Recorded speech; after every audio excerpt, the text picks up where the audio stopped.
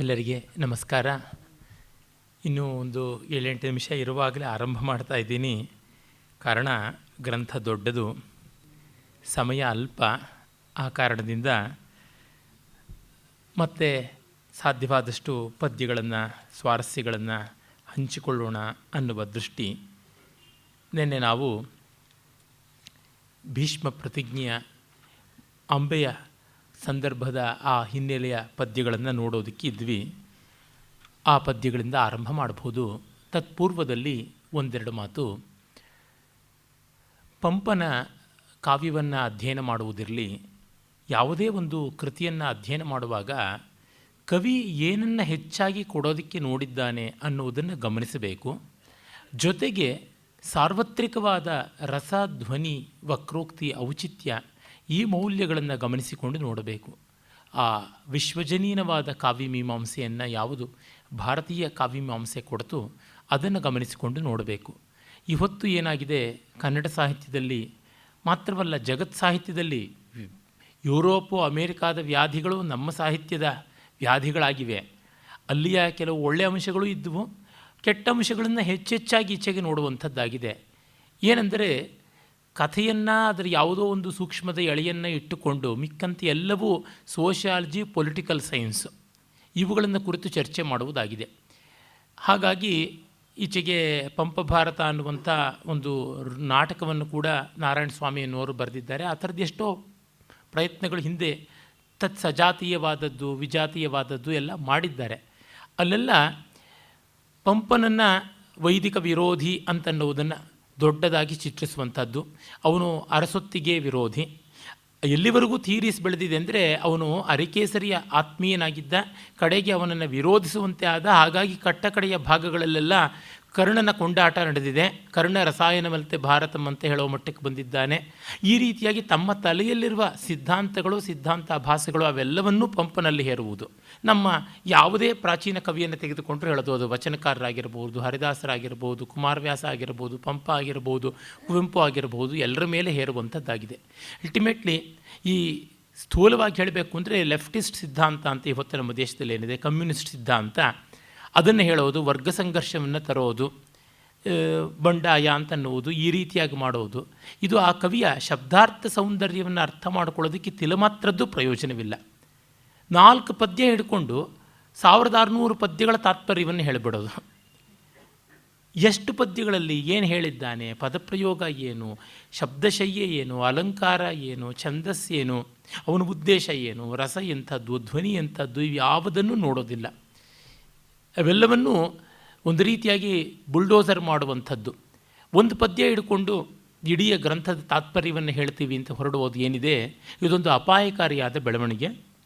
ಅದೀಗ ಕನ್ನಡ ಸಾಹಿತ್ಯದಲ್ಲಿ ಹಾಳು ಮನೆಗೆ ದೆವ್ವ ಬಂದು ಹೊಕ್ಕಂತೆ, ಹಾಳು ಬಿದ್ದ ದೇವಸ್ಥಾನಕ್ಕೆ ಬಾವಲಿಗಳು ಬಂದು ಎರಗದಂತೆ ಮಾಡುವುದಾಗ್ತಾ ಇದೆ.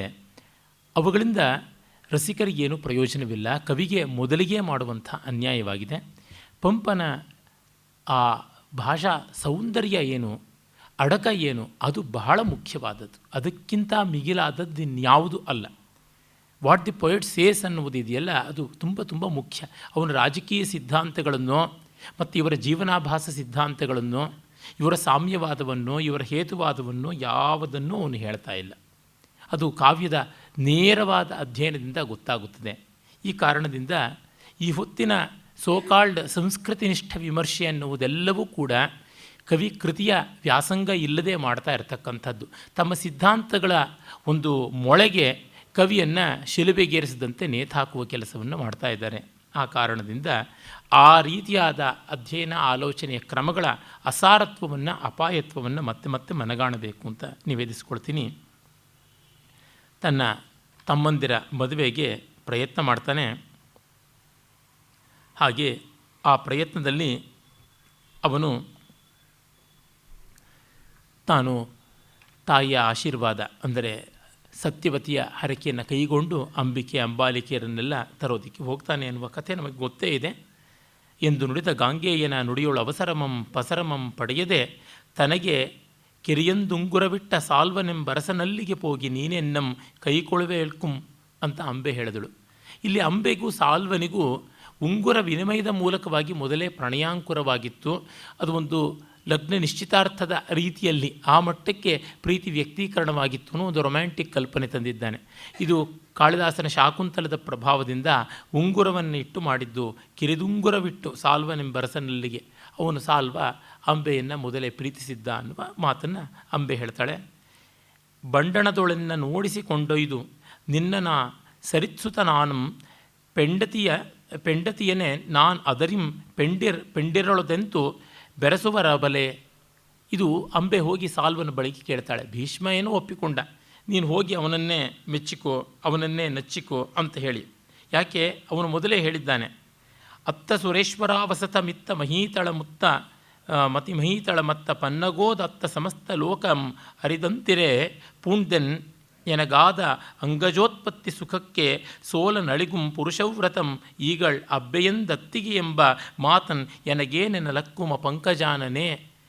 ನಾನು ಆ ಕಡೆಯಲ್ಲಿ ಸ್ವರ್ಗ ಸುರಾವಸತ ಅಂತಂದರೆ ಅಲ್ಲಿರ್ತಕ್ಕಂಥದ್ದು ದೇವಲೋಕ, ದೇವೇಂದ್ರನ ಮನೆ, ಇತ್ತ ಕಡೆ ಭೂಲೋಕ, ಮತ್ತೊಂದು ಕಡೆ ಪಾತಾಳ, ಇವೆಲ್ಲಕ್ಕೂ ಕೂಡ ಗೊತ್ತಾಗುವಂಥ ರೀತಿಯಲ್ಲಿ ಸಮಸ್ತ ಲೋಕ ಅರಿದಂತಿರೆ ನಾನು ಪ್ರತಿಜ್ಞೆಯನ್ನು ಮಾಡಿದ್ದೆ. ಪೂಣ್ದೆ ಯಾವುದಕ್ಕಾಗಿ? ಅಂಗಜೋತ್ಪತ್ತಿ ಸುಖಕ್ಕೆ ಸೋಲಲ್ ಅರಿಗುಂ, ಎಂದೂ ಕೂಡ ಕಾಮಕ್ಕೆ ತುತ್ತಾಗುವುದಿಲ್ಲ. ಈ ಒಂದು ಪ್ರಪೋಸಲ್ ಅಂಬೆ ಭೀಷ್ಮನನ್ನು ಮದುವೆ ಆಗಬೇಕು ಅನ್ನೋ ಮಾತು ಕೇಳಿದರೆ ಆ ಬ್ರಹ್ಮಚರ್ಯ ವ್ರತ ನಾಶನವಾಗುತ್ತದೆ. ಹಾಗಾಗಿ ಪುರುಷವ್ರತಂ ಈಗಳ ಅಬ್ಬೆಯಂದತ್ತಿಗೆ ಎಂಬ ಮಾತನ್ ಎನಗೇನು ಎನ್ನಲಕ್ಕುಮ.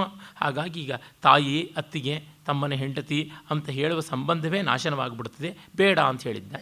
ಹಾಗಾಗಿ ಅಂಬಿಕೆ ಅಂಬಾಲಿಕೆಯರನ್ನು ವಿಚಿತ್ರ ವೀರ್ಯನಿಗೆ ಕೊಟ್ಟು ಮದುವೆ ಮಾಡಿ ಅಂಬೆಯನ್ನು ಅವಳ ಅಪೇಕ್ಷೆಯಂತೆ ಸಾಲ್ವನ ಬಳಿಗೆ ಕಳಿಸಿದರೆ ಸಾಳ್ವ ತುಂಬ ಚೆನ್ನಾಗಿ ಹೇಳ್ತಾ ಇದ್ದಾನೆ ಮಾತನ್ನು. ಚೆನ್ನಾಗಿ ಅಂದರೆ ಅವನೊಬ್ಬ ನೀಚ ಅಂತ ಹೇಳಬೇಕು, ತನಗೆ ಪೌರುಷವಿಲ್ಲ, ಭೀಷ್ಮ ನಿರಾಕರಿಸಿ ಕಳಿಸಿದ್ದ ಅನ್ನೋದು ಒಂದು ಅಹಂಕಾರವಾಯಿತು.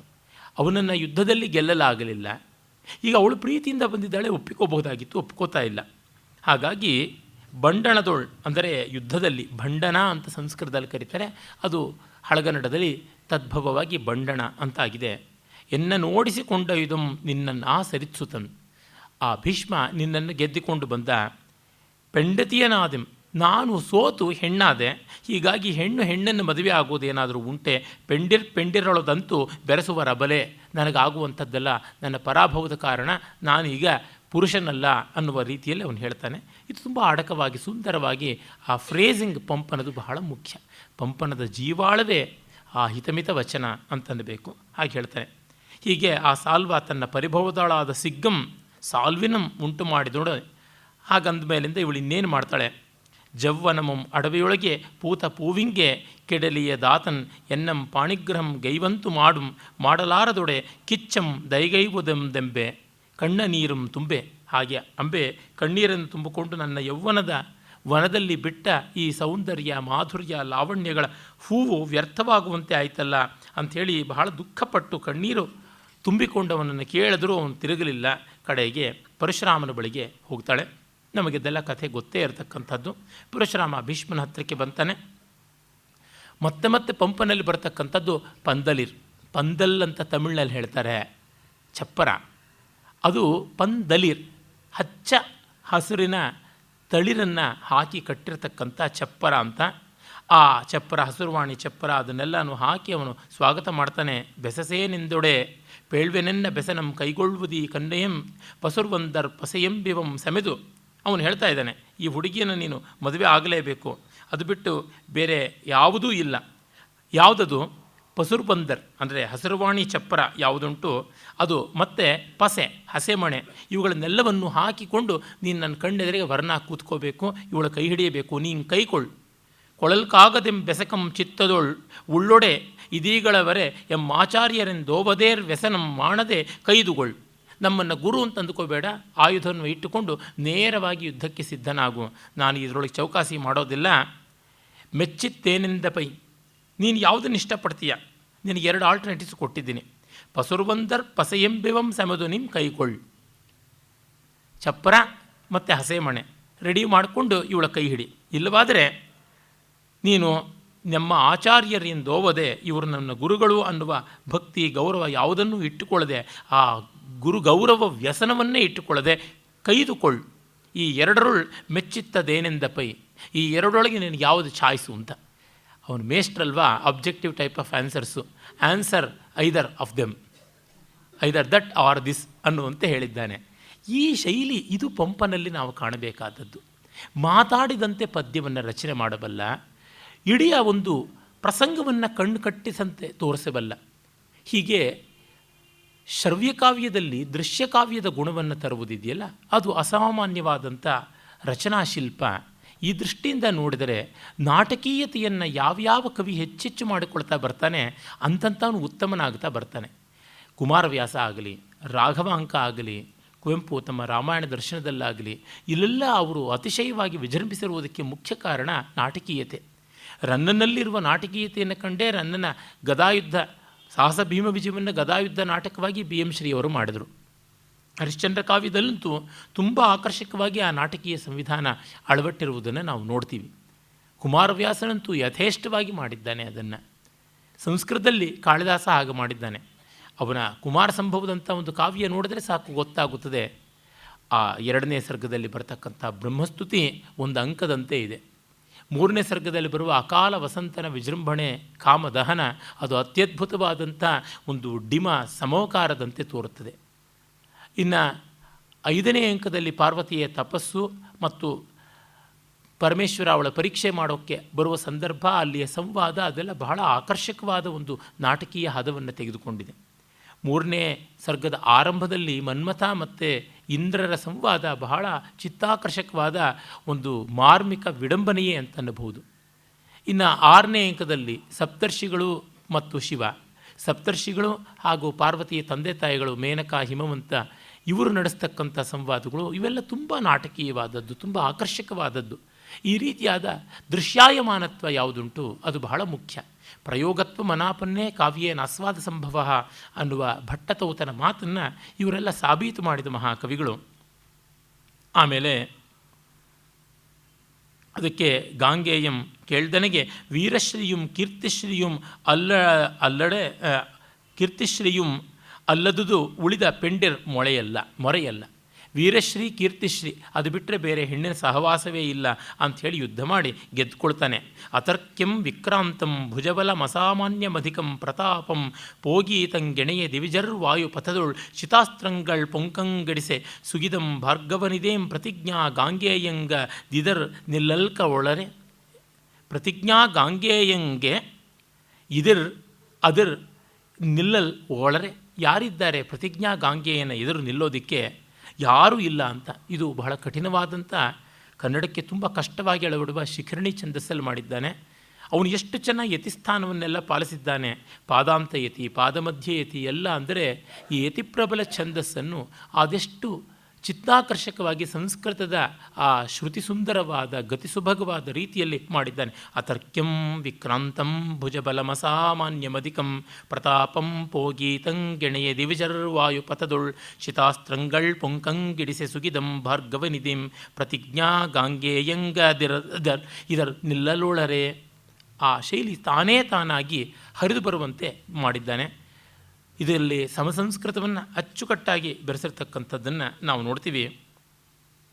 ಆಮೇಲೆ ಬೇಗ ಬೇಗ ಕಥೆಯನ್ನು ದಾಟಿಸಿಕೊಂಡು ಹೋಗ್ತಾನೆ, ದಾಪುಗಾಲಲ್ಲಿ ಇಟ್ಕೊಂಡು ಹೋಗ್ತಾನೆ. ವಿಚಿತ್ರವೀರ್ಯ ಸಾಯುವಂಥದ್ದು, ಮತ್ತು ಯೋಜನಗಂಧಿ ಭೀಷ್ಮನನ್ನು ಕೇಳುವಂಥದ್ದು, ಕಡೆಗೆ ವ್ಯಾಸರು ಬರುವಂಥದ್ದು, ಅದನ್ನೆಲ್ಲವನ್ನು ಮುಗಿಲಂ ಮುಟ್ಟಿದುದಲ್ತೆ ನಮ್ಮ ಕುಲದೊಳ್ ಮಕ್ಕಳ್ ಪೆರರ್ ನೀನೇ ಜಟ್ಟಿಗನೇ ಮುನ್ನಿನ ಒರಂಟು ಬೇಡ ಮಗನೇ ಕೈಗೊಳ್ ದರಾಭಾರಮಂ. ಮುನ್ನಿನ ಒರಟತನ ಬೇಡ, ನನಗೆ ರಾಜ್ಯ ಬೇಡ, ನನಗೆ ಮದುವೆ ಬೇಡ ಅಂತ ಹಠ ಮಾಡಬೇಡಪ್ಪ. ನಿನ್ನ ತಮ್ಮನೂ ಸತ್ತ, ಯಾರೂ ಇಲ್ಲ, ಹಾಗಾಗಿ ಮಗನೆಂಬಂತು ಧರಿತ್ರಿ ನಿನ್ನ ಜೊರಜಂ ಕೈಗೊಂಡು ಮುಂಪೂಂತ ನನ್ನಿಗೆ ಬನ್ನಂಬರ ಲೀರದಾರ್ತೆ ಸಗಿದಿ ವಿಖ್ಯಾತಿಯಂ ಕೀರ್ತಿಯಂ ಮುಗಿಲಂ ಮುಟ್ಟಿದುದಲ್ತೆ. ನಮ್ಮ ಕುಲದ ಕೀರ್ತಿ ಎಷ್ಟು ಮುಗಿಲು ಮುಟ್ಟಿದೆ, ಅದರಿಂದ ಮಕ್ಕಳಿಲ್ಲದ ಈ ಕುಲಕ್ಕೆ ನೀನೇ ಇರ್ತಕ್ಕಂಥವನು, ಜಟ್ಟಿಗನೇ, ನೀನೊಬ್ಬ ಪರಾಕ್ರಮಿ, ನೀನು ಮಲ್ಲ, ನಮ್ಮ ಕುಲವನ್ನು ಉದ್ಧರಿಸ್ತಕ್ಕಂಥವನು. ಮುನ್ನಿನ ಒರಂಟು ಬೇಡ, ಮೊದಲಿನ ಮುಂಡಾಟ ಬೇಡ. ಇವಳ ಅಪ್ಪ ಮಾಡಿದ್ದು ಎಲ್ಲ ಅನರ್ಥ. ಪಾಪ ಇವಳು ತಿಳ್ಕೋತಾ ಇದ್ದಾಳೆ, ಇವಳಿಗಿರಲಿಲ್ಲ. ಇವರ ಅಪ್ಪನ ಕ್ಯಾಲ್ಕುಲೇಷನ್ಸ್ ತುಂಬ ದೊಡ್ಡದು. ಆದರೆ ಮಗಳಿಗೆ ಆ ಥರ ಇಲ್ಲ. ದೊಡ್ಡ ವ್ಯಕ್ತಿ, ಸತ್ಯವತಿ ದೊಡ್ಡವಳು, ಅವರಪ್ಪ ಮಾತ್ರ ಮಹಾ ಅಯೋಗ್ಯ. ಅಯೋಗ್ಯ ಅಂದರೆ ಮಗಳ ಹಿತವನ್ನು ಕಂಡ ದೂರದೃಷ್ಟಿ ಇಲ್ಲ.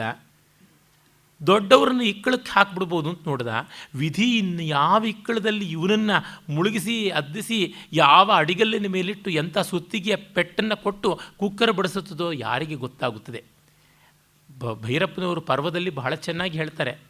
ಸತ್ಯವತಿ ಹೇಳ್ತಾಳೆ, ಮಗು ನಮ್ಮಪ್ಪ ಏನೇನೋ ತಂತ್ರ ಮಾಡ್ದ, ಈಗ ನನಗೆ ಎಂಥ ಸ್ಥಿತಿ ಬಂದಿದೆ ಅಂದರೆ ಅದು ಚಿತ್ರಾಂಗದ ಸತ್ತು ವಿಚಿತ್ರವೀರ್ಯ ಇದ್ದಾಗಲೇ ಅವಳು ಹೇಳುವುದು, ನನ್ನ ಮಗನಿಗೆ 4 ಬಲೆ 2 ದೋಣಿ ಹಿಡ್ಕೊಂಡು ಮೀನು ಹಿಡ್ಕೊಳ್ಳೋ ಕೆಲಸನಾದರೂ ಕಲಿಸ್ಕೊಡ್ಬೇಕು ನಾನು, ಅದೂ ಇಲ್ಲದಂತೆ ಅಷ್ಟು ಅವಿವೇಕಿಯಾಗಿ ಬೆಳೆದಿದ್ದಾನೆ, ಅವನ ಹೊಟ್ಟೆ ಪಾಡಗೆ ಅದೊಂದೇ ಆಗೋದು, ಕುಲದ ಕಸುಬು ಇನ್ಯಾವುದೂ ಅಲ್ಲ ಅಂತ. ಆ ಮಟ್ಟಕ್ಕೆ ಆ ವಿಡಂಬನೆ ಬಂದುಬಿಡುತ್ತೆ. ಒಬ್ಬರಿಂದ ಕಿತ್ತುಕೊಳ್ಳೋದು ಸುಲಭ, ಸೊತ್ತನ್ನು ಜೀರ್ಣಿಸಿಕೊಳ್ಳೋದು ಎಷ್ಟು ಕಷ್ಟ ಅಂತನ್ನೋದು ಗೊತ್ತಾಗುತ್ತದೆ. ಆಗ ಅವನು ಹೇಳ್ತಾನೆ, ಕಿಡುಗುಮೆ ರಾಜ್ಯಂ ರಾಜ್ಯದ ತೊಡರ್ಪದೆ ವಾಳ್ತಿ ಬಾಳ್ತೆ ನನ್ನಿಯ ನುಡಿಯಂ ಕಿಡೆ ನೆಗಳೆ ನಾನು ಎರಡಂ ನುಡಿದೊಡೆ ಹರಿಹರ ಹಿರಣ್ಯ ಗರ್ಭರ್ ನಗರೆ. ತ್ರಿಮೂರ್ತಿಗಳು ನಗೋದಿಲ್ವಾ? ಹಾಗಾಗಿ ನನ್ನ ಮಾತಿಗೆ ತಿರುಗೇ ಇಲ್ಲ, ನಾನು ಮಾಡೋದಿಲ್ಲ.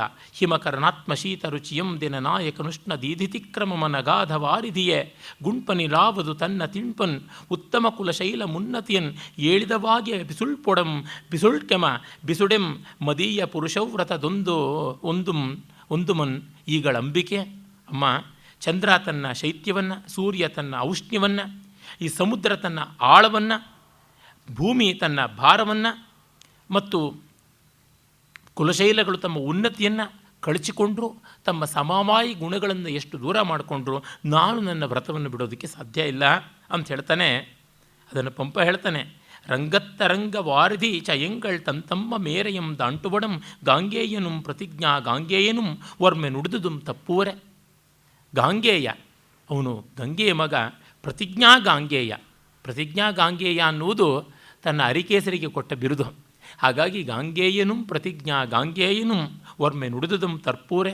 ಸಮುದ್ರ ಮೇರೆ ಮೀರಬಹುದು, ಆದರೆ ತಾನು ಮೀರುವಂಥವನಲ್ಲ ಅಂತ ಭೀಷ್ಮ ಹೇಳ್ಕೊಳ್ತಾನೆ.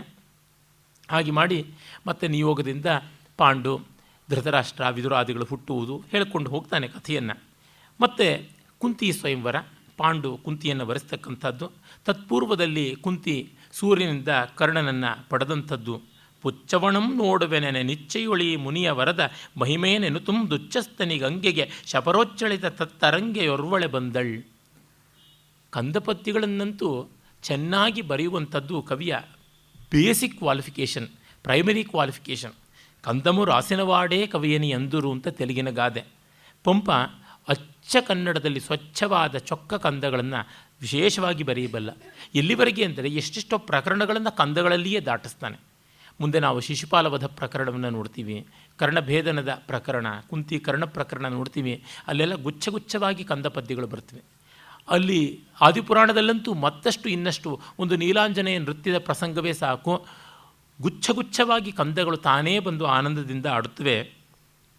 ಪುಚ್ಚವಣಂ ಅಂದರೆ ಪರೀಕ್ಷೆ ಮಾಡ್ತೀನಿ ಅಂತ ಇಚ್ಛೆಯೊಳ್ ತನ್ನಿಚ್ಛೆಯಿಂದ ಮುನಿಯ ವರದ ಮಹಿಮೆಯನ್ನು ಪರೀಕ್ಷೆ ಮಾಡ್ತೀನಿ ಅಂತ ಉಚ್ಚಸ್ತನಿ ಗಂಗೆಗೆ ಶಪರೋಚ್ಚಳಿತ ತರತ್ತರಂಗೆ ಅಂದರೆ ಚಂಚಲವಾದ ತರಂಗೆಯಾದ ಗಂಗೆಯ ಬಳಿಗೆ ಶಪರೋಚ್ಚಲಿತ ಮೀನುಗಳು ನೆಗದಾಡಿ ನೀರಿನಲ್ಲಿ ಅಲೆಯನ್ನು, ತರಂಗಗಳನ್ನು, ಬಳುಕು ಬಾಗುಗಳನ್ನು ಉಂಟು ಮಾಡುವ ಗಂಗೆಗೆ ಬಂದು ವರವನ್ನು ಕೇಳ್ಕೋತಾಳೆ. ಕೊಡಗೂಸುತನದ ಭಯದಿಂ ನಡುಗುವ ಕನ್ಯಕೆಯ ಬೆಮರ ನಿರ್ಗಳ ಪೊನಲೊಳ್ ಕುಡಿಗಳ್ ಒಡಗೂಡೆ ಗಂಗೆಯ ಮಡು ಕರೆಗಣ್ಮಿದುದು ನಾಣ ಪೆಂಪೆಂಪಿರಿದು. ಸೂರ್ಯ ಪ್ರತ್ಯಕ್ಷವಾಗ್ತಾನೆ. ಆಗ ಇವಳಿಗೆ ಸಂಕೋಚ. ಕೊಡಗೂಸುತನದ ಭಯದಿಂ, ತಾನಿನ್ನೂ ಚಿಕ್ಕ ಹುಡುಗಿ ಎನ್ನುವ ಭಯದಿಂದ ನಡುಗುವ ಕನ್ಯಕೆ. ಬೆಮರ ನಿರ್ಗಳ ಪೊನಲ್, ಬೆವತು ನೀರಾಗ್ತಾ ಇದ್ದಾಳೆ. ಆ ನೀರು, ಬೆವರ ನೀರು ಗಂಗೆಯ ಪ್ರವಾಹವನ್ನು ಮೀರಿ ಹರಿಯಿತು. ಹೆಣ್ಣಿನ ನಾಚಿಗೆಯ ಪೆಂಪು ಎಷ್ಟು ದೊಡ್ಡದೋ ಅಂತ ಪಂಪ ಹೇಳ್ತಾನೆ. ಬರೆಸಿದ ಕಾರಣಮಾವುದು ತರುಣಿ ಮುನೀಶ್ವರನ ಮಂತ್ರಮೆ ದೊರೆಯಂದಾಂ ಮರಳಿಯನೆ ಅರಿದು ಅರಿದುಂ ಮರೆಯನೆ ಬರೆಸಿದನ್ ಇನ್ನೇಳೆಲ್ ಎಂದೊಡಾಗದು ಪೋಗಲ್. ನೀನು ಬಂದಂಗೆ ಬಾ ಅನ್ನಬೇಕು, ಹೋದಂಗೆ ಹೋ ಅನ್ನಬೇಕು ಅನ್ನುವಂಥದ್ದಲ್ಲ ಮುನಿಯ ಮಂತ್ರದ ಮಹಿಮೆ. ಅದಕ್ಕೆ ಕಟ್ಟು ಬೀಳಲೇಬೇಕು, ಪರೀಕ್ಷೆ ಗಿರೀಕ್ಷೆ ಅಂತ ಕೇಳುವುದೇ ಅಲ್ಲ ಅಂತ ಸೂರ್ಯ ಹೇಳ್ತಾನೆ. ಆಮೇಲೆ ಪಾಪ ಮಗನನ್ನು ಹೆತ್ತು ಗಂಗೆಗೆ ಹಾಕಿಕೊಡಬೇಕಾಗುತ್ತದೆ. ಆ ಸಂದರ್ಭದಲ್ಲಿಯ ಪದ್ಯದಲ್ಲಿ ಒಂದು ಪದ ನೋಡಿ, ಬಾಳ ದಿನೇಶ ಬಿಂಬದ ನೆಳಲ್ ಜಳದೊಳ್ ನೆಲೆಸಿತ್ತೊ ಮೇಣ್ ಫಣೀಂದ್ರಾಳಯದಿಂದ ಮುರ್ಚಿದ ಫಣಾಮಣಿ ಮಂಗಳ ಲಕ್ಷ್ಮಿಯೋ ಕರಂ ಮೇಳಿಸಿದಪ್ಪೂದ್ ಎನ್ನೆದೆಯನೆಂದು ಬೊದಿಲ್ಲೆನೆ ಪಾಯ್ದು ನೀರೊಳ ಬಾಳನನ್ ಅನಾ ಬಾಳನ್ ಬಾಳನನ್ ಬಾಳನನಾದ ಮಾದರದೆ ಕೊಂಡೆಸೆದಂ ನಿಧಿಗಂಡನಂತೆ ಓಲ್. ಮಗನನ್ನು ಪಾಪ ನೀರಿನಲ್ಲಿ ಹಾಕಿದಳು. ಹಾಕಿದ ಮೇಲೆ ಆ ಮಗುವನ್ನು ಅವನು ಅಧಿರಥ ತೆಗೆದುಕೊಂಡು ಹೋಗ್ತಾನಲ್ಲ, ಯಾವಳು ಎಂಥ ಪಾಪಿಯೋ ಏನೋ ಇಷ್ಟು ಚೆನ್ನಾಗಿರ್ತಕ್ಕಂಥ ಮಗುವನ್ನು ಸೂರ್ಯಬಿಂಬವೇ ನೀರಿನಲ್ಲಿ ಬಿದ್ದು ತೇಲ್ತಾ ಇದೆ ಅನ್ನುವಂತೆ ಕಾಣಿಸ್ತಾ ಇರತಕ್ಕಂಥದ್ದು. ಬಾಲ ದಿನೇಶ ಬಿಂಬದ ನೆಳಲ್ ಜಳದೊಳು ನೆಲೆಸಿತ್ತು. ಬಾಲಸೂರ್ಯನೇ ಬಿಂಬರೂಪಿಯಾಗಿರುವವನು ಈ ನೀರಿನಲ್ಲಿ ತೇಲ್ತಾ ಇದ್ದಾನ ಅನ್ನುವಂತೆ ಎಷ್ಟು ಚೆನ್ನಾಗಿ ಕೆಂಪಿಗೆ ಹೊಳೆಯುವ ಸಹಜ ಕವಚ ಕುಂಡಲಾಲಂಕೃತನಾದಂಥ ಮಗು ಕಾಣಿಸ್ತಾ ಇದೆ. ಇದು ಎಂಥದ್ದಿದು, ಸಾಕ್ಷಾತ್ ಫಣಾಮಣಿಯ ಮಂಗಳ ರಶ್ಮಿಯೇ ಇಲ್ಲಿ ಕಾಣಿಸ್ತಾ ಇದೆ ಅನ್ನುವಂತೆ ಇರುವಾಗ ಬೊದಿಲ್ಲನೆ ದಡಲ್ಲಂತ ನೀರಿಗೆ ಹಾಕ್ಬಿಟ್ಲಲ್ಲ, ಅದೆಂಥ ತಾಯೋ. ಬಾಳನನ್ ಆದ ಮಾದರದೆ ಕೊಂಡೆಸದಂ, ಅಚ್ಚುಕಟ್ಟಾದ ಚಂದವಾದ ಆದರದಿಂದ ತೆಗೆದುಕೊಂಡು ಬಡವ ನಿಧಿಯನ್ನು ಕಂಡಂತೆ ಅವನು ಸ್ವೀಕರಿಸಿಕೊಂಡು ಹೋದ ಅನ್ನುವುದನ್ನು ಕವಿ ಹೇಳ್ತಾನೆ. ಅಂದರೆ ಈ ರೀತಿ ವಾಗ್ರೂಢಿಯ ಪದಗಳನ್ನು ಅಭಿಜಾತ ಭಾಷೆಯಲ್ಲಿ ತಂದಾಗ ಪದ್ಯಕ್ಕೊಂದು ನಾವೀನ್ಯ ಬರುತ್ತದೆ. ಎಲ್ಲ ಕ್ಲಾಸಿಕಲ್ ಆದದ್ದು, ಇಡಿಯಮ್ಯಾಟಿಕ್ ಡಿಕ್ಷನ್ ಅಂತೀವಲ್ಲ, ಅದು ಅಭಿಜಾತವಾದದ್ದು. ಮಧ್ಯೆ ಮಧ್ಯ ಅಪ್ಪಟ ನಾಳ್ನುಡಿ ದೇಸಿ ಬರತಕ್ಕಂಥದ್ದು. ಪಂಪನ ಕಾಲದಲ್ಲಿದ್ದ ಮಾತು ಇಂಥ ಒಂದು ಹಳಗನ್ನಡ ಸಹಜವಾಗಿ ಎಲ್ಲರೂ ಆಡ್ತಾ ಇದ್ದದ್ದಲ್ಲ. ನಮ್ಮ ವಚನಕಾರರ ಕನ್ನಡ ಇತ್ತಲ್ಲ, ಹೆಚ್ಚು ಕಡಿಮೆ ಅಂಥದ್ದೇ ಇದ್ದದ್ದು. ವಚನಕಾರರ ಭಾಷೆಗೂ ಪಂಪನ ಭಾಷೆಗೂ ಅಬ್ಬಬ್ಬ ಅಂದರೆ 180-200 ವರ್ಷ ಇರಬಹುದು, ಇನ್ನೂ ಕಡಿಮೆ 150-180 ವರ್ಷ. ಆದರೆ ಅಷ್ಟು ಬೇಗ ಕನ್ನಡ ಬದಲಾಗುವಂಥದ್ದಲ್ಲ. ಪಂಪ ಕಾವ್ಯದಲ್ಲಿ ಬಳಸಿಕೊಂಡದ್ದು, ಇನ್ನೂ ಹಿಂದಿನವರು ಮುಂದಿನವರು ಬಳಸಿಕೊಂಡಂಥ ಆಳಗನ್ನಡ ಒಂದು ರೀತಿಯಾದಂಥ ಶಿಷ್ಟವಾದದ್ದು. ಈ ಹೊತ್ತಿನ ಗ್ರಾಂಥಿಕವಾದ ಕನ್ನಡವನ್ನು ಯಾರೂ ಯಾವ ಪ್ರಾಂತ್ಯದಲ್ಲೂ ಆಡೋಲ್ಲವಾದರೂ ಎಲ್ಲರಿಗೂ ಅರ್ಥವಾಗುತ್ತೆ. ಅದಕ್ಕೊಂದು ಅಂದ, ಅದಕ್ಕೊಂದು ಬಿಗಿ, ಬನಿ, ವನಪು, ವಯ್ಯಾರ, ಗಾಂಭೀರ್ಯ, ಘನತೆ ಎಲ್ಲ ಇರತಕ್ಕಂಥದ್ದು. ಆ ರೀತಿಯಾಗಿ ಆ ಫಾರ್ಮ್ಯಾಲಿಟಿ ಅನ್ನೋದು ಇರುತ್ತದೆ. ಮಧ್ಯದಲ್ಲಿ ಇನ್ಫಾರ್ಮಲ್ ಆದಂಥದ್ದು, ಅನೌಪಚಾರಿಕವಾದ ಒಂದು ಉಕ್ತಿ ವೈಚಿತ್ರ್ಯ ಬಂದಾಗ ತುಂಬ ಚೆನ್ನಾಗಿರುತ್ತೆ. ಅಂದರೆ ಅಲ್ಲಲ್ಲಿ ವಿಜಾತೀಯವಾದ ಚೆಲುವು ಬಂದರೆ ತುಂಬ ಚೆನ್ನಾಗಿರ್ತದೆ. ಹಿಂದೂಸ್ತಾನಿ ರಾಗಗಳನ್ನು ವಿನಿಕೆ ಮಾಡುವಾಗ ಮಧ್ಯದಲ್ಲಿ ಅನ್ಯಸ್ವರವನ್ನು ತರ್ತಾರೆ, ಮಿಶ್ರ ಅಂತ ಮಾಡ್ತಾರೆ. ಆಗದು ತುಂಬ ಆಕರ್ಷಕವಾಗಿ ಕಾಣಿಸುತ್ತದೆ. ಹಾಗಲ್ಲದೆ ಪೂರ್ಣವಾಗಿ ಅನ್ಯಸ್ವರಗಳೇ ಇದ್ದರೆ ರಾಗ ಹೋಗಿ ನಮಗೆ ವಿರಾಗ ಉಂಟಾಗುತ್ತದೆ. ಆ ರೀತಿಯಲ್ಲಿ ಪಂಪನ ಶೈಲಿಯನ್ನು ನಾವು ಗಮನಿಸಬೇಕು. ರಾಧೇಯ ತುಂಬ ಉದಾರಿಯಾಗ್ತಾನೆ. ಬೇಡುದನ್ ಅರಿದು ಕೊಳ್ಳೆನೆ ಬೇಡುದುದಂ ಮುಟ್ಟಲಾಗದ ಎನಗೆನೆ ನೆಗಳ್ದಲ್ಲಾಡದೆ ಕೊಳ್ಳೆಂದರಿದಿ ಐಡಾಡಿದನ್ ಇಂದ್ರಂಗೆ ಕವಚಮಂ ರಾಧೇಯಂ. ಮುಂದಿನ ಕಥೆಗಳನ್ನು ಎಷ್ಟನ್ನೋ ಸಂಕ್ಷೇಪವಾಗಿ ಹೇಳ್ತಾನೆ. ಇಂದ್ರನಿಗೆ ಕವಚವನ್ನು ಕೊಟ್ಟ ಅಂತ. ಎಂದುಂ ಪೋಗೆಂದೆನೆ ಮಾಣಿಂದೆನೆ ಪೆರತೊಂದನ್ ಈವನ್ ಎಂದೆನೆ ನೊಂದ ಎಂದೆನೆ ಸೆರಗಿಲ್ಲದೆ ಎಂದೇ ಪಿಡಿಯಂದನ್ ಇದೇಂ ಕಲಿಯೋ ಚಾಗಿಯೋ ರವಿತನಯಂ. ಎಷ್ಟು ಸುಂದರವಾದಂಥ ಬಂಧ ನೋಡಿ. ಅವನೇನು ನಾನು ಕೊಡೋದಿಲ್ಲ ಕವಚ ಅಂತಂದರೆ, ಎಂದೂ ಹೋಗೆಂದನೆ ಕವಚವನ್ನು ಕೊಡು ಅಂತಂದರೆ ಹೋಗು ಅಂತಂದರೆ, ಮಾಣ್ ಎಂದನೆ ಆಗೋದಿಲ್ಲ ನನ್ನ ಕೈನಲ್ಲಿ ಅಂತಂದರೆ, ಪೆರತೊಂದನ್ ಈವನೆಂದನೆ ಇನ್ಯಾವುದಾದ್ರು ಬೇರೆದನ್ನು ಕೇಳೋ ಕೊಡ್ತೀನಿ ಅಂತಂದರೆ, ನೊಂದು ಆ ಕವಚವನ್ನು ಕತ್ತರಿಸಿಕೊಳ್ಳುವಾಗ ಎಂದನೆ ಅಯ್ಯೋ ಅಂತಂದನೆ, ಸೆರಗಿಲ್ಲದೆ ಪಿಡಿ ಎಂದೆಂದನೆ ಸೆರಗು ಗಿರುಗು ಮತ್ತಾವುದನ್ನು ನೋಡದೆ ಅದನ್ನು ಉತ್ತರೀಯವನ್ನು ಕೂಡ ತೆಗೆದುಕೊಡದೆ ತಕ್ಷಣವೇ ಅದನ್ನು ತೆಗೆದುಕೊಡ್ತಾನೆ. ಸೆರಗು ಅನ್ನೋದಕ್ಕೆ ಅಂಜಿಕೆ, ಅಳುಕು ಅನ್ನುವುದು ಒಂದು ಅರ್ಥ ಉಂಟು. ಯಾವುದೂ ಇಲ್ಲದೆ ಕೊಟ್ಟನಲ್ಲ ಕಲಿಯೋ ಚಾಗಿಯೋ ರವಿತನಿಯಂ. ಏಂ ಕಲಿ, ಎಷ್ಟು ಪರಾಕ್ರಮಿ, ಚಾಗಿ ಎಷ್ಟು ತ್ಯಾಗಿಯೋ ಈ ಸೂರ್ಯನಂದನ. ಮತ್ತು ಅಂತು ತನ್ನ ಸಹಜ ಕವಚಮಂ ನೆತ್ತರ್ ಪನಪನ ಪರಿಯೆ, ಪನಪನ ಪನಿಯೆ. ಆ ಪನಪನ ಅನ್ನುವ ಅನುಕರಣ ಶಬ್ದ ಎಷ್ಟು ಚೆನ್ನಾಗಿ ತರ್ತಾನೆ. ರಕ್ತ ಸರಸರ ಧಾರೆಯಾಗಿ ಸುರಿಯುತ್ತದೆ ಅಂತ ನಾವು ಸರಸರ ಚರಚರ ಬಳಸ್ತೀವಿ. ಪನಿ, ಹನಿ, ಪನಪನ ಪನಿಯೆ ಅಂದರೆ ಆ ಕ್ರಿಯಾಪದಕ್ಕೆ ನಾಮಪದಕ್ಕೆ ಅನುಗುಣವಾದ ರೀತಿಯಲ್ಲಿ ಅನುಕರಣ ಶಬ್ದಗಳನ್ನು ಮಾಡಿದ್ರೆ ತುಂಬ ಚೆನ್ನಾಗಿರುತ್ತೆ. ಈಗ ಧಗಧಗ ಬೆಂಕಿ ಉರಿಯಿತು ಅಂತಂತೀವಿ, ಗಣಗಣ ಗಂಟೆ ಬಾರಿಸ್ತು ಅಂತೀವಿ, ಸರಸರ ಅಂತ ಜನ ಬಂದರು ಅಂತಂತೀವಿ, ಪರಪರ ಅಂತ ಬಟ್ಟೆ ಹರಿದ್ರು ಅಂತೀವಿ. ಹೀಗೆ ಅನುಕರಣ ಶಬ್ದಗಳು ವಿಧ ವಿಧವಾಗಿರುತ್ತದೆ. ಇಲ್ಲಿ ರಕ್ತ ತೊಟ್ಟಿಕ್ಕುವುದನ್ನು ಪನಪನ ಅಂತನ್ನುವುದು ಅದು ವಾಗ್ರೂಢಿಯಲ್ಲಿ ಇರುವಂಥದ್ದೇ ಇರಬಹುದು. ಅದನ್ನು ಆ ಹೊತ್ತಿಗೆ ಸರಿಯಾಗಿ ಸ್ಫುರಿಸಿ ತಂದು ಜೋಡಿಸುವಂಥದ್ದು ಇದೆಯಲ್ಲ, ಇದು ಕವಿಯ ಪದ್ಯಶಿಲ್ಪದಲ್ಲಿ ಕಾಣುವ ಸೊಗಸು ಅಂತ ಅನಿಸುತ್ತದೆ. ಆಮೇಲೆ ಪಾಂಡುವಿನ ಶಾಪದ ಘಟನೆಯನ್ನು ಹೇಳ್ತಾ ಇದ್ದಾನೆ. ಅವನು ಬೇಟೆಗೆ ಅಂತ ಹೋಗಿ ಮಾರಿಯನ್ನೇ ತಂದ. ಇನಿಯನ ಅಳ್ತಿಯಿಂದೆ ಮೃಗಿ ಮಾಡಿ ಮನೋಜ ಸುಖಕ್ಕೆ ಸೋಲ್ತ ಅಲಂಪಿನೆ ನೆರೆಯಲ್ಕೆ ದಿವ್ಯ ಮುನಿ ಅಲಂಪಿನೆ ನೆರೆಯಲ್ಕೆ ದಿವ್ಯ ಮುನಿಯಂ ಮೃಗಮಾಗಿ ಮರಲ್ದು ಕೂಡೆ ಮೆಲ್ಲನೆ ಮೃಗಮೆಂದು ಸಾರ್ತು ನೆರನಂ ನಡೆ ನೋಡಿ ನರೇಂದ್ರ ನೆಚ್ಚು ಭೋಂಕನೆ ಮೃಗಚಾರಿಯಂ ತನಗೆ ಮಾಡದೆ ತಂದನದೊಂದು ಮಾರಿಯಂ ಅಂತ. ಮೃಗಚಾರಿ ಅಂದರೆ ಬೇಟೆ. ಮೃಗಚಾರಿ ಹೋಗಿ ಮನೆ ಮಾರಿಯನ್ನು ಮಾಡಿಕೊಂಡು ಬಂದನಲ್ಲ ಅಂತ ಕವಿ ಹೇಳ್ತಾನೆ. ಆಮೇಲೆ ಆ ಮುನಿಶಾಪ ನಲ್ಲಳೋಳ್ ನೀನ್ನಡೆಯಂ ನೋಡಿ ಬಯಸಿ ಕೂಡಿಯುಂ ಆಗಡೆ ಸಾವೆಯಾಗಿ ಪೋಗಿನ್ನೆನೆ ರೌದ್ರಶಾಪ ಪರಿತಾಪ ವಿಳಾಪದೊಳ ಮಹೇಶ್ವರಂ. ರೌದ್ರಶಾಪ ಪರಿತಾಪ ವಿಳಾಪ ಆ ಅನುಪ್ರಾಸಗಳನ್ನು ತರುವ ರೀತಿ, ಆ ರೌದ್ರಶಾಪ ವಿಳಾಪ ತಾಪ ಅನ್ನುವ ದೀರ್ಘಾಕ್ಷರದ ಬಳಿಕ ಬರುವ ಓಷ್ಠ್ಯ ವ್ಯಂಜನ ಯಾವುದುಂಟು ಪಕಾರ, ಅವುಗಳೆಲ್ಲ ಬಾಯಿ ತುಂಬ ಉಚ್ಚರಿಸುವಾಗ ಶಾಪವನ್ನು ಬಾಯಿ ತುಂಬಿಕೊಂಡು ಉಗಿದಂತೆ ಕಾಣಿಸುವಂಥದ್ದು. ಇವನು ಅಂದುಕೊಳ್ತಾನೆ, ಎತ್ತ ವನಮೆತ್ತ ಮೃಗಯಾವೃತ್ತಕಂ ಈ ತಪಸಿ ಎತ್ತ ಮೃಗಮೆಂದೆಂತಾನ್ ಎತ್ತನ್ ಎಚ್ಚನ್ ಆತ್ಮಕರ್ಮಾಯತ್ತಂ ಪೆರತಲ್ತಿದೆಲ್ಲಂ ಅಘಟಿತ ಘಟಿತಂ. ಅವನ ದುಃಖದ ಭಾವವನ್ನೇ ಎತ್ತವನಂ, ಯಾವ ಕಾಡು, ಎತ್ತ ಮೃಗಯಾ ವೃತ್ತಕಂ, ಎಲ್ಲಿಂದ ಬೇಟೆ, ಈ ತಪಸ್ಸಿ ಎತ್ತ, ಈ ತಪಸ್ವಿ ಆ ಮೃಗರೂಪವಾಗಿ ಬರಬೇಕಾಗಿತ್ತ, ಮೃಗಮೆಂದೆಂತಾನ್ ಎತ್ತೆಚ್ಚಿನ್, ನಾನು ಹೀಗೆ ಬಾಣವನ್ನು ಬಿಟ್ಟನಲ್ಲ, ಆತ್ಮಕರ್ಮ ಎತ್ತಂ, ಇದು ನನ್ನ ಕರ್ಮ ಕಡೆಗೆ ಅಂದ್ಕೊಳ್ಳೋದು, ಪೆರತಲ್ತಿದೆಲ್ಲಂ ಅಘಟಿತ ಘಟಿತಂ. ಆ ಅಘಟಿತ ಘಟಿತ ಅನ್ನುವ ಘಕಾರ ಮೂರ್ಧನ್ಯಾಕ್ಷರ ಟಕಾರ, ಅದರ ಮೂಲಕವಾಗಿ ವಿಧಿಯ ಕಠೋರತೆ ಬರ್ಬರತೆ, ಒಂದೊಂದು ಪದದಲ್ಲಿ ಧ್ವನಿಗಳಲ್ಲಿ ಆ ಸಂದರ್ಭದ ಭಾರವನ್ನು ವೇದನೆಯನ್ನು ಹಗುರವನ್ನು ಹೇಳುವವನು ಕವಿ. ಹಾಗಲ್ಲದೆ ಇದ್ದರೆ ಏನು ಕವಿತ್ವ? ಈ ರೀತಿ ಅನಾಲಿಸಿಸ್ಗೆ ಅವನ ಸೃಷ್ಟಿಯಲ್ಲಿಯೇ ನಮಗಿರಬೇಕು. ಆಗಲ್ಲದೆ ಮಾರ್ಕ್ಸಿಂದತ, ಲೆನಿನ್ದತ, ಸ್ಟಾಲಿನ್ದತ, ಮಾವೋಯಿಂದತ, ಡೆರಿಡಾಯಿಂದತ, ಮಣ್ಣಿಂದತ, ಮಸಿಯಿಂದತ ಅಂತ ಹೇಳ್ಬಿಟ್ಟು ಎಲ್ಲ ಮಾಡ್ತಾ ಇರ್ತಾರೆ. ಆ ಪದ್ಯಕ್ಕೆ ಅರ್ಥ ಹೇಳು ಅಂತಂದರೆ ತತ್ತರಿಸಿ ಬೀಳ್ತಾರೆ. ಕನ್ನಡ ಎಮ್ಮೆಗಳು ಅಂದರೆ ಎಮ್ಮೆಗಳಿಗೆ ಅವಮಾನ, ಆ ಥರ ಸ್ಥಿತಿ ಆಗಿಬಿಟ್ಟಿದೆ. ಆಮೇಲೆ ಇನ್ನು ಮನೆಯಲ್ಲಿರುವುದಲ್ಲ, ತಪಸ್ಸಿಗೆ ಹೋಗಬೇಕು ಅಂತ ಅಂದ್ಕೋತಾನೆ. ಬಹಳ ಪ್ರಸಿದ್ಧವಾದ ಪದ್ಯ. ಸಾರ ಮನಂಗ ಜಂಗಮ ಲತಾ ಲಲಿತಾಂಗಿಯರಿಂದ ಮಲ್ತೆ ಸಂಸಾರಂ ಇದೆಂಬುದಿನ್ನೆನಗೆ ತಪ್ಪುದು ತನ್ಮುನಿ ಶಾಪದಿಂ ಇನ್ನಾರು ಮಿದರ್ಕೆ ವಕ್ರಿಸದಿರಿಂ ವನವಾಸದೊಳಿರ್ಪೆನೆಂದು ದುರ್ವಾರ ಪರಕ್ರಮಂ ತಳರೆ ಬಾರಿಸಿ ವಾರಿಸಿ ಕುಂತಿ ಮಾದರಿಯರ್. ಅವನು ಹೇಳ್ತಾನೆ, ಸಂಸಾರದಲ್ಲಿ ಸಾರ ಯಾವುದು? ಸಾರಂ ಅನಂಗ ಜಂಗಮ ಲತಾ ಲಲಿತಾಂಗಿಯರ್, ಮನ್ಮಥನ ಓಡಾಡುವ ಬಳ್ಳಿಗಳಂತೆ ಕಾಣತಕ್ಕಂಥ ಹೆಂಗಸರೇ ಸಂಸಾರದ ಸಾರ. ಅದೆಂಬುದು ಇನ್ನೆನಗೆ ತಪ್ಪುದು, ಅದನ್ನು ನನಗಿಲ್ಲ.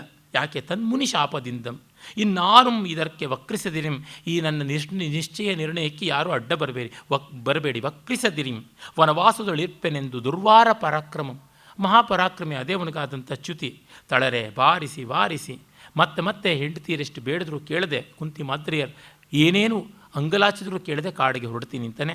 ಅವರು ಕೂಡ ಶತಶೃಂಗ ಪರ್ವತಕ್ಕೆ ಬರ್ತಾರೆ.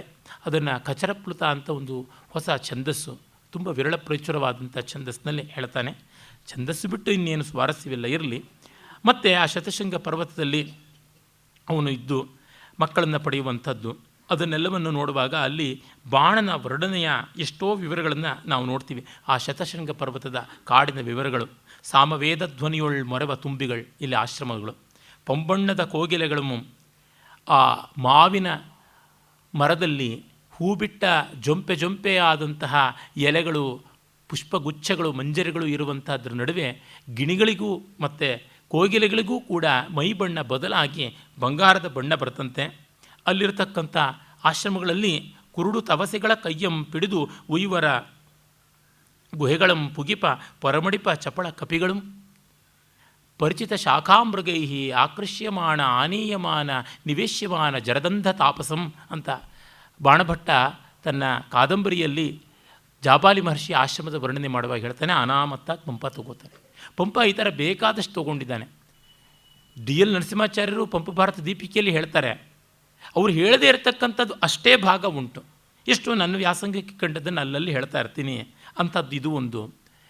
ಈ ಮಟ್ಟದ ಎರವಲು ಕುಮಾರವ್ಯಾಸನದಲ್ಲ. ತಗೊಂಡ್ರೂ ಗುರುತು ಸಿಗದಂತೆ ಮಾಡಿಬಿಡ್ತಾನೆ. ನಾಸ್ತ್ಯಚೋರ ಕವಿಜನ ನಾಸ್ತ್ಯಚೋರೋ ವಣಿಗ್ಜನ, ರಾಜಶೇಖರ ಹೇಳ್ತಾನೆ. ಅಲ್ಲ, ಎಂಥವನು ಗೆಲ್ತಾನೆ? ಕಳ್ಳನಲ್ಲದ ಕವಿ ಇಲ್ಲ, ಕಳ್ಳನಲ್ಲದ ವರ್ತಕ ಇಲ್ಲವಂತೆ. ಯಾರು ಯೋಜಾನಾತಿ ನಿಗೂಹಿತು, ತನ್ನ ಕಳ್ಳ ಸಾಮಾನು ಕಳ್ಳ ಮಾಲನ್ನು ತೋರ್ಪಡಿಸಿದ ರೀತಿಯಲ್ಲಿ ಬಿಕ್ರಿ ಮಾಡ್ತಾನಲ್ಲ ಅವನೇ ಜಾಣ ಅಂತ. ಕುಮಾರವ್ಯಾಸ ಆ ರೀತಿಯಾದ ಅಸಾಮಾನ್ಯನಾದ ಜಾಣ. ಪಂಪನಿಂದಲೇ ಕದ್ದು ಬಿಡ್ತಾನೆ, ಅದು ಗೊತ್ತೇ ಆಗೋದಿಲ್ಲ, ಅನಾಮತ್ತಾಗಿ ಕದ್ದು ಬಿಟ್ಟಿರ್ತಾನೆ. ಆದರೆ ಅವರ ಗ್ರಂಥದ ಗಾತ್ರ ಗುಣಗಳ ಮುಂದೆ ಕದ್ದ ಭಾಗ ಕಡಿಮೆ. ಪಂಪನದ ಗ್ರಂಥ ಗಾತ್ರದ ಪ್ರಪೋರ್ಷನ್ಸ್ಗೆ ಅವನು ಎರವಲು ತೆಗೆದುಕೊಂಡಂಥದ್ದು ಸ್ವಲ್ಪ ಹೆಚ್ಚು. ಆದರೆ ಪೂರ್ವ ಕವಿಗಳು ಈ ರೀತಿಯಾಗಿ ಕದ್ದ ಮಾಲು ಅಂತಲ್ಲ, ಸ್ವೀಕರಿಸಿದ ಮಾಲು. ಯಾಕೆಂದರೆ ಈ ಪೂರ್ವ ಕವಿಗಳ ತಮ್ಮ ಸ್ಫೂರ್ತಿ ಸ್ಥಾನವಾದವರನ್ನು ಮನಸಾರ ಕೊಂಡಾಡ್ತಾಯಿದ್ರು. ಈಗಿನ ಕವಿಗಳ ತರಹ ಹಿಂದಿನವ್ರನ್ನೆಲ್ಲ ಬೈದು ಬದುಕ್ತಾ ಇರಲಿಲ್ಲ, ಅವ್ರನ್ನೆಲ್ಲ ಕೊಂಡಾಡಿ ಬದುಕ್ತಾ ಇದ್ದರು. ಹಾಗಾಗಿ ಅದು ಕಳ್ಳತನ ಆಗ್ತಿರಲಿಲ್ಲ. ನಮ್ಮ ಮನೆ ಹಿರಿಯರು ಅವರು ನಮಗೆ ಕೊಟ್ಟ ಬಹುಮಾನ, ಅವರ ಆಸ್ತಿ ನಾವು ಪಡ್ಕೊಂಡಿರೋದು, ಇಟ್ ಈಸ್ ಇನ್ಹೆರಿಟೆನ್ಸ್. ಆ ರೀತಿಯಾದದ್ದಾಗ್ತಾ ಇತ್ತು. ಆಮೇಲೆ ಆ ಕಾಡಿನಲ್ಲಿ ಕುಂತಿ ಪಾಂಡುರಾಜನನ್ನು ಕೇಳ್ತಾಳೆ. ಪಾಂಡುರಾಜ ಸುಮ್ಮನೆ ಇರ್ತಾನೆ. ಕುಂತಿ ಗಾಂಧಾರಿಗೆ ಗರ್ಭವಾಯಿತಂತೆ, ಇನ್ನು ನಮ್ಮ ಗತಿ ಏನು ಅಂತ ಕೇಳ್ತಾಳೆ. ಮೂಲದ ಮಹಾಭಾರತದಲ್ಲಿ ವ್ಯಾಸರು ಹಾಗಲ್ಲ, ಪಾಂಡುವೇ ಕುಂತಿಯನ್ನು ಕೇಳುವಂತೆ ಮಾಡೋದು. ಆದರೆ ಈ ಭಾಗ ಪಂಪನ ಕಲ್ಪನೆ. ಹೆಂಗಸರಿಗೆ ಸಹಜವಾಗಿ ಓರಗಿತ್ತಿಯರ ಮಧ್ಯೆ, ನಾದಿನಿಯರ ಮಧ್ಯೆ, ನೆಗಣ್ಣಿಯರ ಮಧ್ಯೆ ಬರ್ತಕ್ಕಂಥ ತಗಾದೆ. ಇದನ್ನೇ ಕುಮಾರವ್ಯಾಸ ಕೂಡ ತುಂಬ ಆಕರ್ಷಕವಾದ ರೀತಿಯಲ್ಲಿ ಪಂಪನನ್ನು ಅನುಸರಿಸಿ ತೆಗೆದುಕೊಳ್ತಾನೆ. ಧರೆ ಪರಂಪರೆಯಿಂದ ಅತ್ತಲತ್ತಲೆ ನಿಮಗೆ ದರ್ಭಾಸ್ತರಣ ಸಮಿಧಾದಾನವೇ ಲೇಸು ಅಂತಂದುಬಿಡ್ತಾನೆ. ನಿಮ್ಮಡಿಗೆ, ನಿಮ್ಮಡಿ, ನಿಮ್ಮ ಪಾದಕ್ಕೆ ಇದೇ ಗತಿ, ಸನ್ಯಾಸವೇ ಗತಿ ಅಂತ. ಕುಮಾರವ್ಯಾಸನ ಆ ವ್ಯಂಗ್ಯ, ಆ ನುಡಿಗಟ್ಟು ಪಾಪ ಪಂಪ ಎಷ್ಟು ಪ್ರಯತ್ನ ಮಾಡಿದ್ರೂ ಆಗೋದಿಲ್ಲ. ಪಂಪ ಏನು ಮಾಡಿದ್ರೂ ಮಲ್ಲಿಗೆ ಹೂವಿನಲ್ಲಿ ತಿವಿಬಲ್ಲ ಅಷ್ಟೇ, ಇನ್ನೇನು ಇಲ್ಲ. ಮಾವಿನ ಹೀಚಿನಲ್ಲಿ ಹೊಡೆಯಬಲ್ಲ.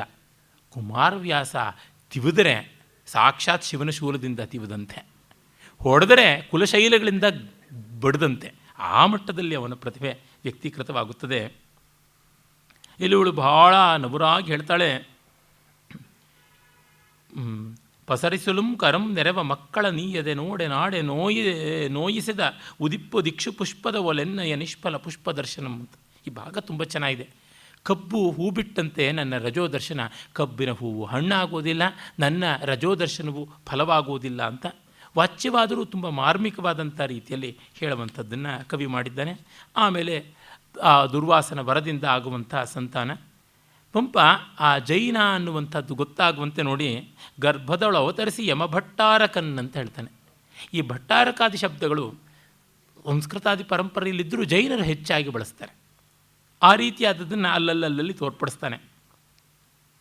ಮತ್ತು ಅವಳು ಗರ್ಭಿಣಿಯಾದಾಗ ಹೇಗೆ ಆ ಗರ್ಭವತಿ ತೋರಿದಳು, ಕಾಳಿದಾಸನ ಕುಮಾರ ಸಂಭವದ 3ನೇ ಸರ್ಗದಲ್ಲಿ ಬರತಕ್ಕಂಥ ಸುದಕ್ಷಿಣೆ ಅಂದರೆ ದಿಲೀಪ ಮಹಾರಾಜನ ಪತ್ನಿ ಗರ್ಭಿಣಿಯಾದಾಗ ಹೇಗೆ ಕಂಡ್ಲು ಅನ್ನೋದನ್ನು ಹಾಗಾಗೇ ತೆಗೆದುಕೊಂಡು ತೋರ್ಪಡಿಸಿಬಿಡ್ತಾನೆ. ಹಿಮಧವಳಾತ ಪತ್ರ ಮನೆ ಪೋಲೆ ಮುಖೇಂದವ ಬೆಳ್ಪು ಪೂರ್ಣ ಕುಂಭಮನೆ ನಿರಂತರಂ ಗೆಲೆ ಕುಚಂಗಳ ತೋರ್ಪು ಪತಾಕೆಯೊಂದು ವಿಭ್ರಮಮೆನೆ ಪೋಲೆ ಪುರ್ವಿನ ಪೊಡರ್ಪುಗಳು ಕೊಂಡುದ ಅವಳಿಗೆ ಗರ್ಭಚಿಹ್ನಮೆಗಳ ಗರ್ಭದರ್ಭಕನ ಸೂಚಿಪ ಮುಂದಣ ರಾಜ್ಯ ಚಿಹ್ನಮಂ ಅಂತ ಪದ್ಯ ಚೆನ್ನಾಗಿದೆ.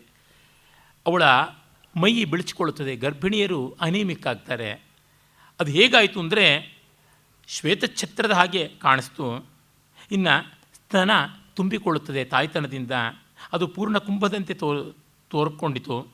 ಮತ್ತು ಆ ಹುಬ್ಬು ಒಳ್ಳೆಯ ವಿಜಯ ಪತಾಕಿಯಂತೆ ಹಾರುವುದಕ್ಕೆ ತೋರಿತು.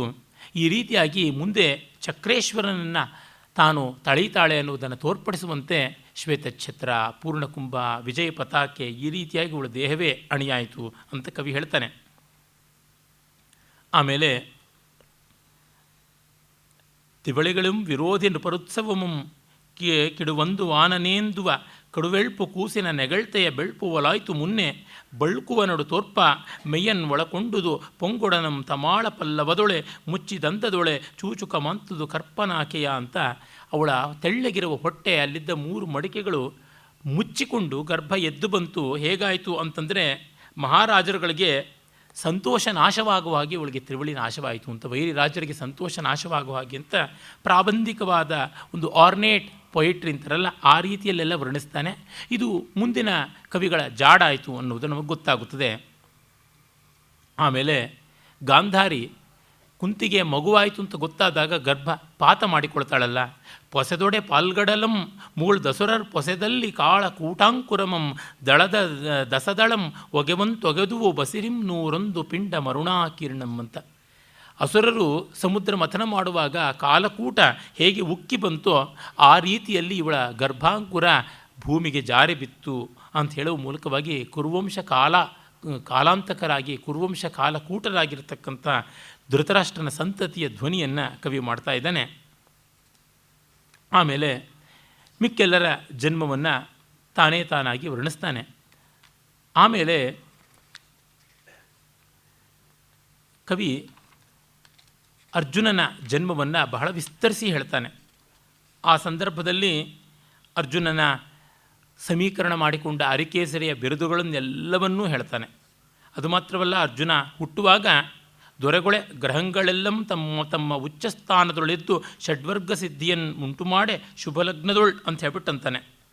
ಏನು ಲಗ್ನ, ಹೋರ, ದ್ರೇಕಾಣ, ನವಾಂಶ, ದ್ವಾದಶಾಂಶ ಮತ್ತು ತ್ರಿಂಶಾಂಶ ಅನ್ನುವ ಷಡ್ವರ್ಗಗಳ ಸಿದ್ಧಿ ಇರುವಂತೆ ಎಲ್ಲ ಗ್ರಹಗಳು ಉಚ್ಚಸ್ಥಾನದಲ್ಲಿರುವಾಗ ಅಂತ. ಇದು ಮತ್ತೆ ಕಾಳಿದಾಸ ರಘುವಂಶದಲ್ಲಿ ರಘು ಜನಿಸಿದ ಮುಹೂರ್ತದಲ್ಲಿ 5 ಗ್ರಹಗಳು ಉಚ್ಚಸ್ಥಾನದಲ್ಲಿದ್ದಿದ್ದು ಇತ್ಯಾದಿ ಹೇಳ್ತಾನೆ.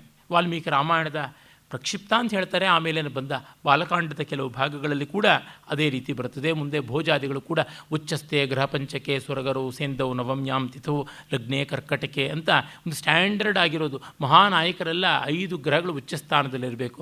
ಶಂಕರಾಚಾರ್ಯ ಇರ್ಬೋದು, ಶ್ರೀರಾಮ ಇರ್ಬೋದು, ಎಲ್ಲರೂ ಹಾಗೆ ಅಂತ ಮಾಡುವುದಾಯಿತು. ಆ ಫಾರ್ಮ್ಯಾಟನ್ನು ಪಂಪ ಅನುಸರಿಸಿಕೊಂಡು ಬರ್ತಾನೆ. ಆಮೇಲೆ ಆ ಮಕ್ಕಳ ಬಾಲಲೀಲೆಯನ್ನು ಕೂಡ ವರ್ಣಿಸ್ತಾನೆ. ತುಂಬ ಚೆನ್ನಾಗಿ ವರ್ಣಿಸ್ತಾನೆ.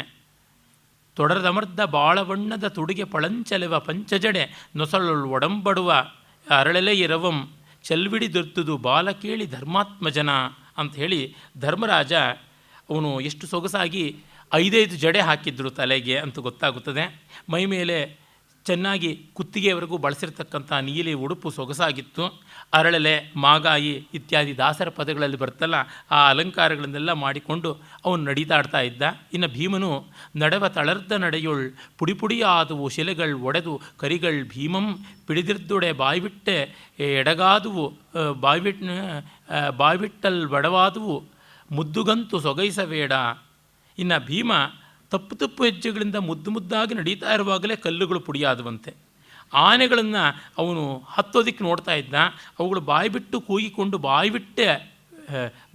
ಬಾಯ್ಬಿಟ್ಟಲ್ಲಿ ಒಡಗಾದು ಅವು ಒದ್ದಾಡ್ತಾ ಇವೆ. ಹೀಗೆ ಬಾಲ್ಯದಲ್ಲಿಯೇ ಭೀಮ ತನ್ನ ಅಜಿಂಕ್ಯ ಪರಾಕ್ರಮವನ್ನು ತೋರಿಸಿಕೊಂಡ. ಇನ್ನು ಅರ್ಜುನನ ಲೀಲೆಯನ್ನಂತೂ ಕಾಳಿದಾಸನ ಶಾಕುಂತಲದ 7ನೇ ಅಂಕದಲ್ಲಿ ಬರುವ ಸರ್ವದಮನನ ಚಿತ್ರಣವನ್ನು ನೆನಪಿಸ್ತಾನೆ ಕವಿ. ಬೇಡುದಂ ಬೇಡುವ ಪುಡಿಯಾಡುವ ತೊದಲದೊವೆ ನುಡಿವ ನಗಿಸುವ ಬಾಲಕ್ರೀಡೆ ಮುರಾರಿಯ ಬಾಲಕ್ರೀಡೆಯನ್ನು ಅನುಕರಿಪುವುದು ಅರಿಕೇಸರಿಯ ಅಂತ. ಕೃಷ್ಣನ ಬಾಲಲೀಲೆಯನ್ನು ಅನುಕರಿಸುವಂಥ ರೀತಿಯಲ್ಲಿ ಅರಿಕೇಸರಿಯ ಬಾಲಲೀಲೆ ಆಯಿತು ಅರ್ಜುನಂದು ಅಂತ ಹೇಳ್ತಾನೆ. ಇದು ಪಂಪನ ಪ್ರತಿಭಾ ಪ್ರಸೂನ. ಪೆರೆದಡರ್ದ ಧೂಳಿ ಕಿರುನಗೆ ಬೆರೆಸಿದ ತೊದಲ್ ಒದವೆ ನುಡಿವ ನುಡಿ ನಗೆಮೊಗದೊಳ್ ಪರಕಲಿಸಿದ ಕಾಡಿಗೆ ಬೆರಸರಿಕೇಸರಿ ತಾಯ ಮನಮಣ್ ಅಳ್ಕಿಳಿಗೊಂಡಂ ಅಂತ. ಇದು ಮತ್ತೆ ಧೂಳಿಂದ ತುಂಬಿಕೊಂಡಂಥ ಶರೀರ, ತೊದಲು ಮಾತು ಮುದ್ದಾಗಿರುವ ಮಾತಾಡುವಂಥದ್ದು, ನಗನಗ್ತಾ ಇರತಕ್ಕಂಥದ್ದು. ಈ ರೀತಿ ಅವನ ಕಾಡಿಗೆ ಹಚ್ಚಿರ್ತಕ್ಕಂಥ ಕಣ್ಣಿಂದ ನೋಡುವ ಬಗೆ ತಾಯಿಯನ್ನು ತುಂಬ ಆಕರ್ಷಿಸ್ತು ಅಂತ. ಆಲಕ್ಷ್ಯ ದಂತಮುಕುಲಾನ ನಿಮಿತ್ತ ಹಾಸೈ ಅವ್ಯಕ್ತವರ್ಣ ರಮಣೀಯ ವಚಃ ಪ್ರವೃತ್ತಿ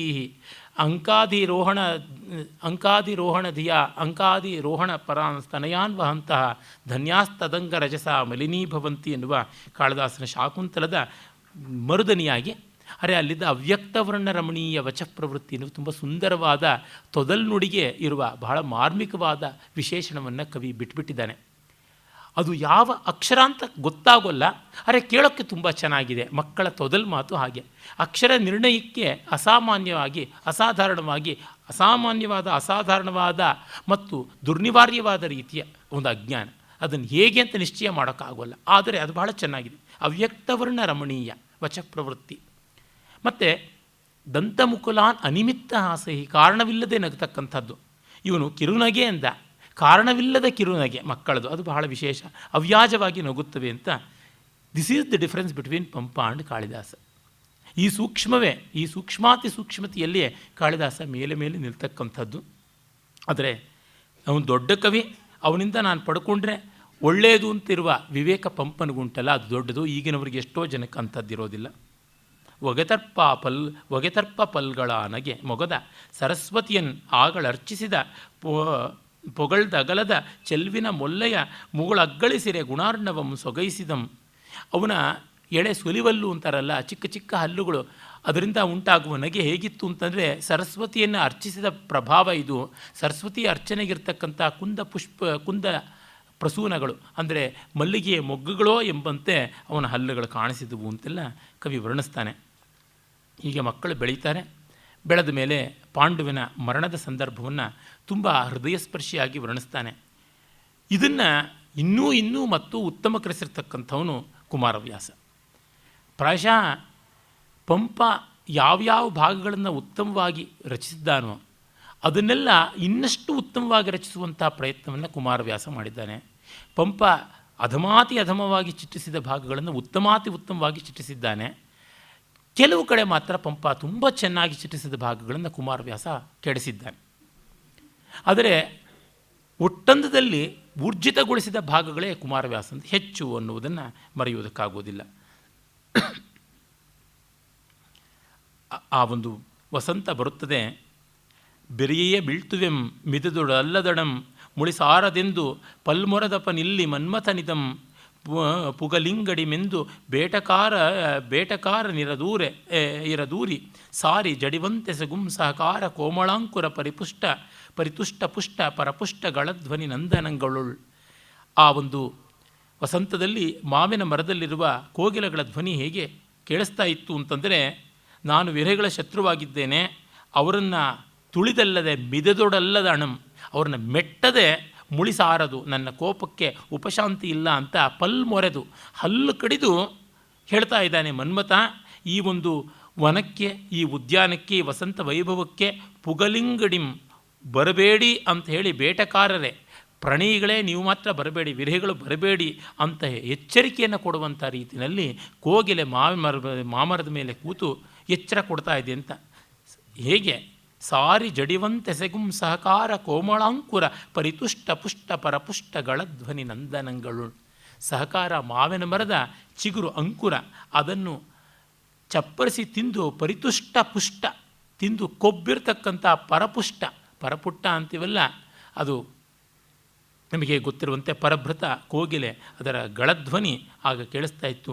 ಕವಿದ ಮದಾಳಿಯಂ ಮಸುಳನಾಗಿ ಪಯೋಜರ ಜಂಗಳುಳ್ ಕವಿಲ್ಗವಿಲ್ಗನುಮಾಗಿ ಬಂದ ಮಲಯಾನಿಲ ನೂದೆ ತೆರಳ್ವ ಚೂತ ಪಲ್ಲವದ ತೆರಳ್ಕೆ ತದ್ವನ ವಿಳಾಸಿನಿಯುಟ್ಟ ದುಕೂಲದೊಂದು ಪಲ್ಲವದ ತೆರಳ್ಕೆಯಂತೆಸೆಯೇ ಕಣ್ಗೆಸೆದಿರ್ದುವ ನಂದನಾಳಿಗಳು. ಆ ದುಂಬಿಗಳು ಪರಾಗಗಳಿಂದ ಹೊಂಬಣ್ಣದಿಂದ ಕಾಣಿಸ್ತಾ ಇದ್ವು, ತಾವರೆಗಳ ಮತ್ತು ಬೇರೆ ಹೂಗಳ ಪರಾಗದಿಂದ. ಮಲಯಾನಿಲ ಬೀಸಿದರೆ ಮಾವಿನ ಮರ ಅಲ್ಲಾಡ್ತಾ ಇತ್ತು. ಅದರ ಚಿಗುರುಗಳ ಅಲ್ಲಾಡುವಿಕೆ ಹೇಗೆ ಕಾಣಿಸ್ತಾ ಇತ್ತು ಅಂದರೆ, ವನಲಕ್ಷ್ಮಿ ಉಟ್ಟ ಹೊಂಬಣ್ಣದ ಸೀರೆ ಸೆರಗಿನ ಅಲ್ಲಾಡುವಿಕೆಯಂತೆ ಕಾಣಿಸ್ತಾ ಇತ್ತು. ಇಷ್ಟು ಸುಂದರವಾದಂಥ ಜಾಗದಲ್ಲಿ ಪೋಗದೆ ಪಾಡುತಿರ್ಪಳಿಯ ಬೃಂಹಿತಮಾಗಿರೆ ಚಂದ್ರಕಾಂತಿ ಕಾಯ್ಪಾಗಿರೆ ಬೀಸುವೊಂದಲರೆ ಬೀಸುವುದಾಗಿರೆ ಕಾಯಿಗಳಿಂದ ಮಿಂಬಾಗಿರೆ ಸೋರ್ವ ಸೋನೆ ಮದಮಾಗಿರೆ ಮಾವಿನ ಬಂದ ಕೋಡಾಗಿರೆ ಕೋಡುಗೊಂಡು ಪರೆದತ್ತು ವಸಂತ ಗಜಂ ವಿಯೋಗಿಯಂ ಅಂತ ಸಾವಯವ ರೂಪಕಾಲಂಕಾರದಲ್ಲಿ ಅಲ್ಲಿದ್ದ ವಸಂತ ಅನ್ನುವುದೇನೆ ಒಂದು ಭಯಂಕರವಾದ ಮದದಾನೆ, ವ್ಯಾಲಗಜ ಅಂತ ಕರೀತಾರೆ. ಕೊಬ್ಬಿದ ಒಂಟಿ ಸಲಗ ಹೇಗೆ ವಿರಹಿಗಳನ್ನು ಚೂರು ಮಾಡುತ್ತದೆ, ತುಳಿದು ಈಡಾಡುತ್ತದೆ ಅನ್ನುವಂತೆ ತುಂಬ ಚೆನ್ನಾಗಿರುವ ಚಿತ್ರಣ ಕೊಡ್ತಾ ಇದ್ದಾನೆ. ತುಂಬಿಗಳ ಝಂಕಾರವೇ ಈ ವಸಂತ ಗಜದ ಬೃಂಕಾರವಾಗುತ್ತದೆ. ಚಂದ್ರಕಾಂತಿಯೇ ಅದರ ಕೊಬ್ಬಾಗಿದೆ, ಬೀಸುವ ಗಾಳಿಯೇ ಅದರ ಆಕಾರವಾಗಿದೆ, ಮಾವಿನ ಸೋನೆ ಅದರ ಮದಧಾರೆಯಾಗಿದೆ, ಮತ್ತು ಮಾವಿನ ಪುಷ್ಪ ಮಂಜರಿಯೇ ಅದರ ದಂತವಾಗಿದೆ. ಹೀಗೆ ಬಂದು ವಿರಹಿಗಳನ್ನು ಹರಿದಾಗ್ತಾ ಇದೆ ವಸಂತ ಗಜ ಅಂತ ಕವಿ ಕೊಡ್ತಾನೆ. ಇಷ್ಟು ಸುಂದರವಾಗಿ ಮುಂದೆ ಆಮೇಲೆಷ್ಟೋ ಕವಿಗಳು ಈ ಸಂದರ್ಭೋಚಿತವಾದ ರೀತಿಯಲ್ಲಿ ವಸಂತವನ್ನು ವರ್ಣಿಸಿಲ್ಲ. ಕುಮಾರವ್ಯಾಸ ಯೋಗಿಗೆತ್ತಿದ ಖಡ್ಗದಾರ ವಿಯೋಗಿಗೆತ್ತಿದ ಸಬಳ ವಿರಾಗಿಗಳ ತಲೆಯ ದಡಿ ವಿರಸಿಗಳ ವಿರಹಿಗಳ ಅಲಗಣಸು ಅಂತ ಒಂದೊಂದು ಹೆಜ್ಜೆಜ್ಜೆಗೆ ರೂಪಕ ಮಾಡಿಬಿಡ್ತಾನೆ. ಇವನು ಸಾವಯವ ರೂಪಕ ಅಲಂಕಾರದ ಒಂದು ಆನೆಯನ್ನು ತಂದು ಕೊಟ್ಟರೆ ಅವನು ಒಂದೊಂದು ಸಾಲಿಗೆ ಒಂದೊಂದು ಸೊಲ್ಲಿಗೆ ಅಲಂಕಾರಗಳನ್ನು ಮಾಡಿ ತಂದು ಕೊಡ್ತಾನೆ. ಅಲ್ಲಿ ಮಾದ್ರಿ ಗರ್ವವ್ಯಾಲೆ, ವಸಂತ ವೈಭವದಲ್ಲಿ ಸೌಂದರ್ಯ ಗರ್ವಿತಿಯೋ ಎಂಬಂತೆ ಅವಳು ಬರ್ತಾಳೆ. ಈಗ ಕವಿ ಕಾಳಿದಾಸನ ಕುಮಾರ ಸಂಭವದ 3ನೇ ಸರ್ಗದ ಅಕಾಲ ವಸಂತದ ವರ್ಣನೆಯನ್ನು ಅನಾಮತ್ತಾಗಿ ತೆಗೆದುಕೊಳ್ತಾನೆ.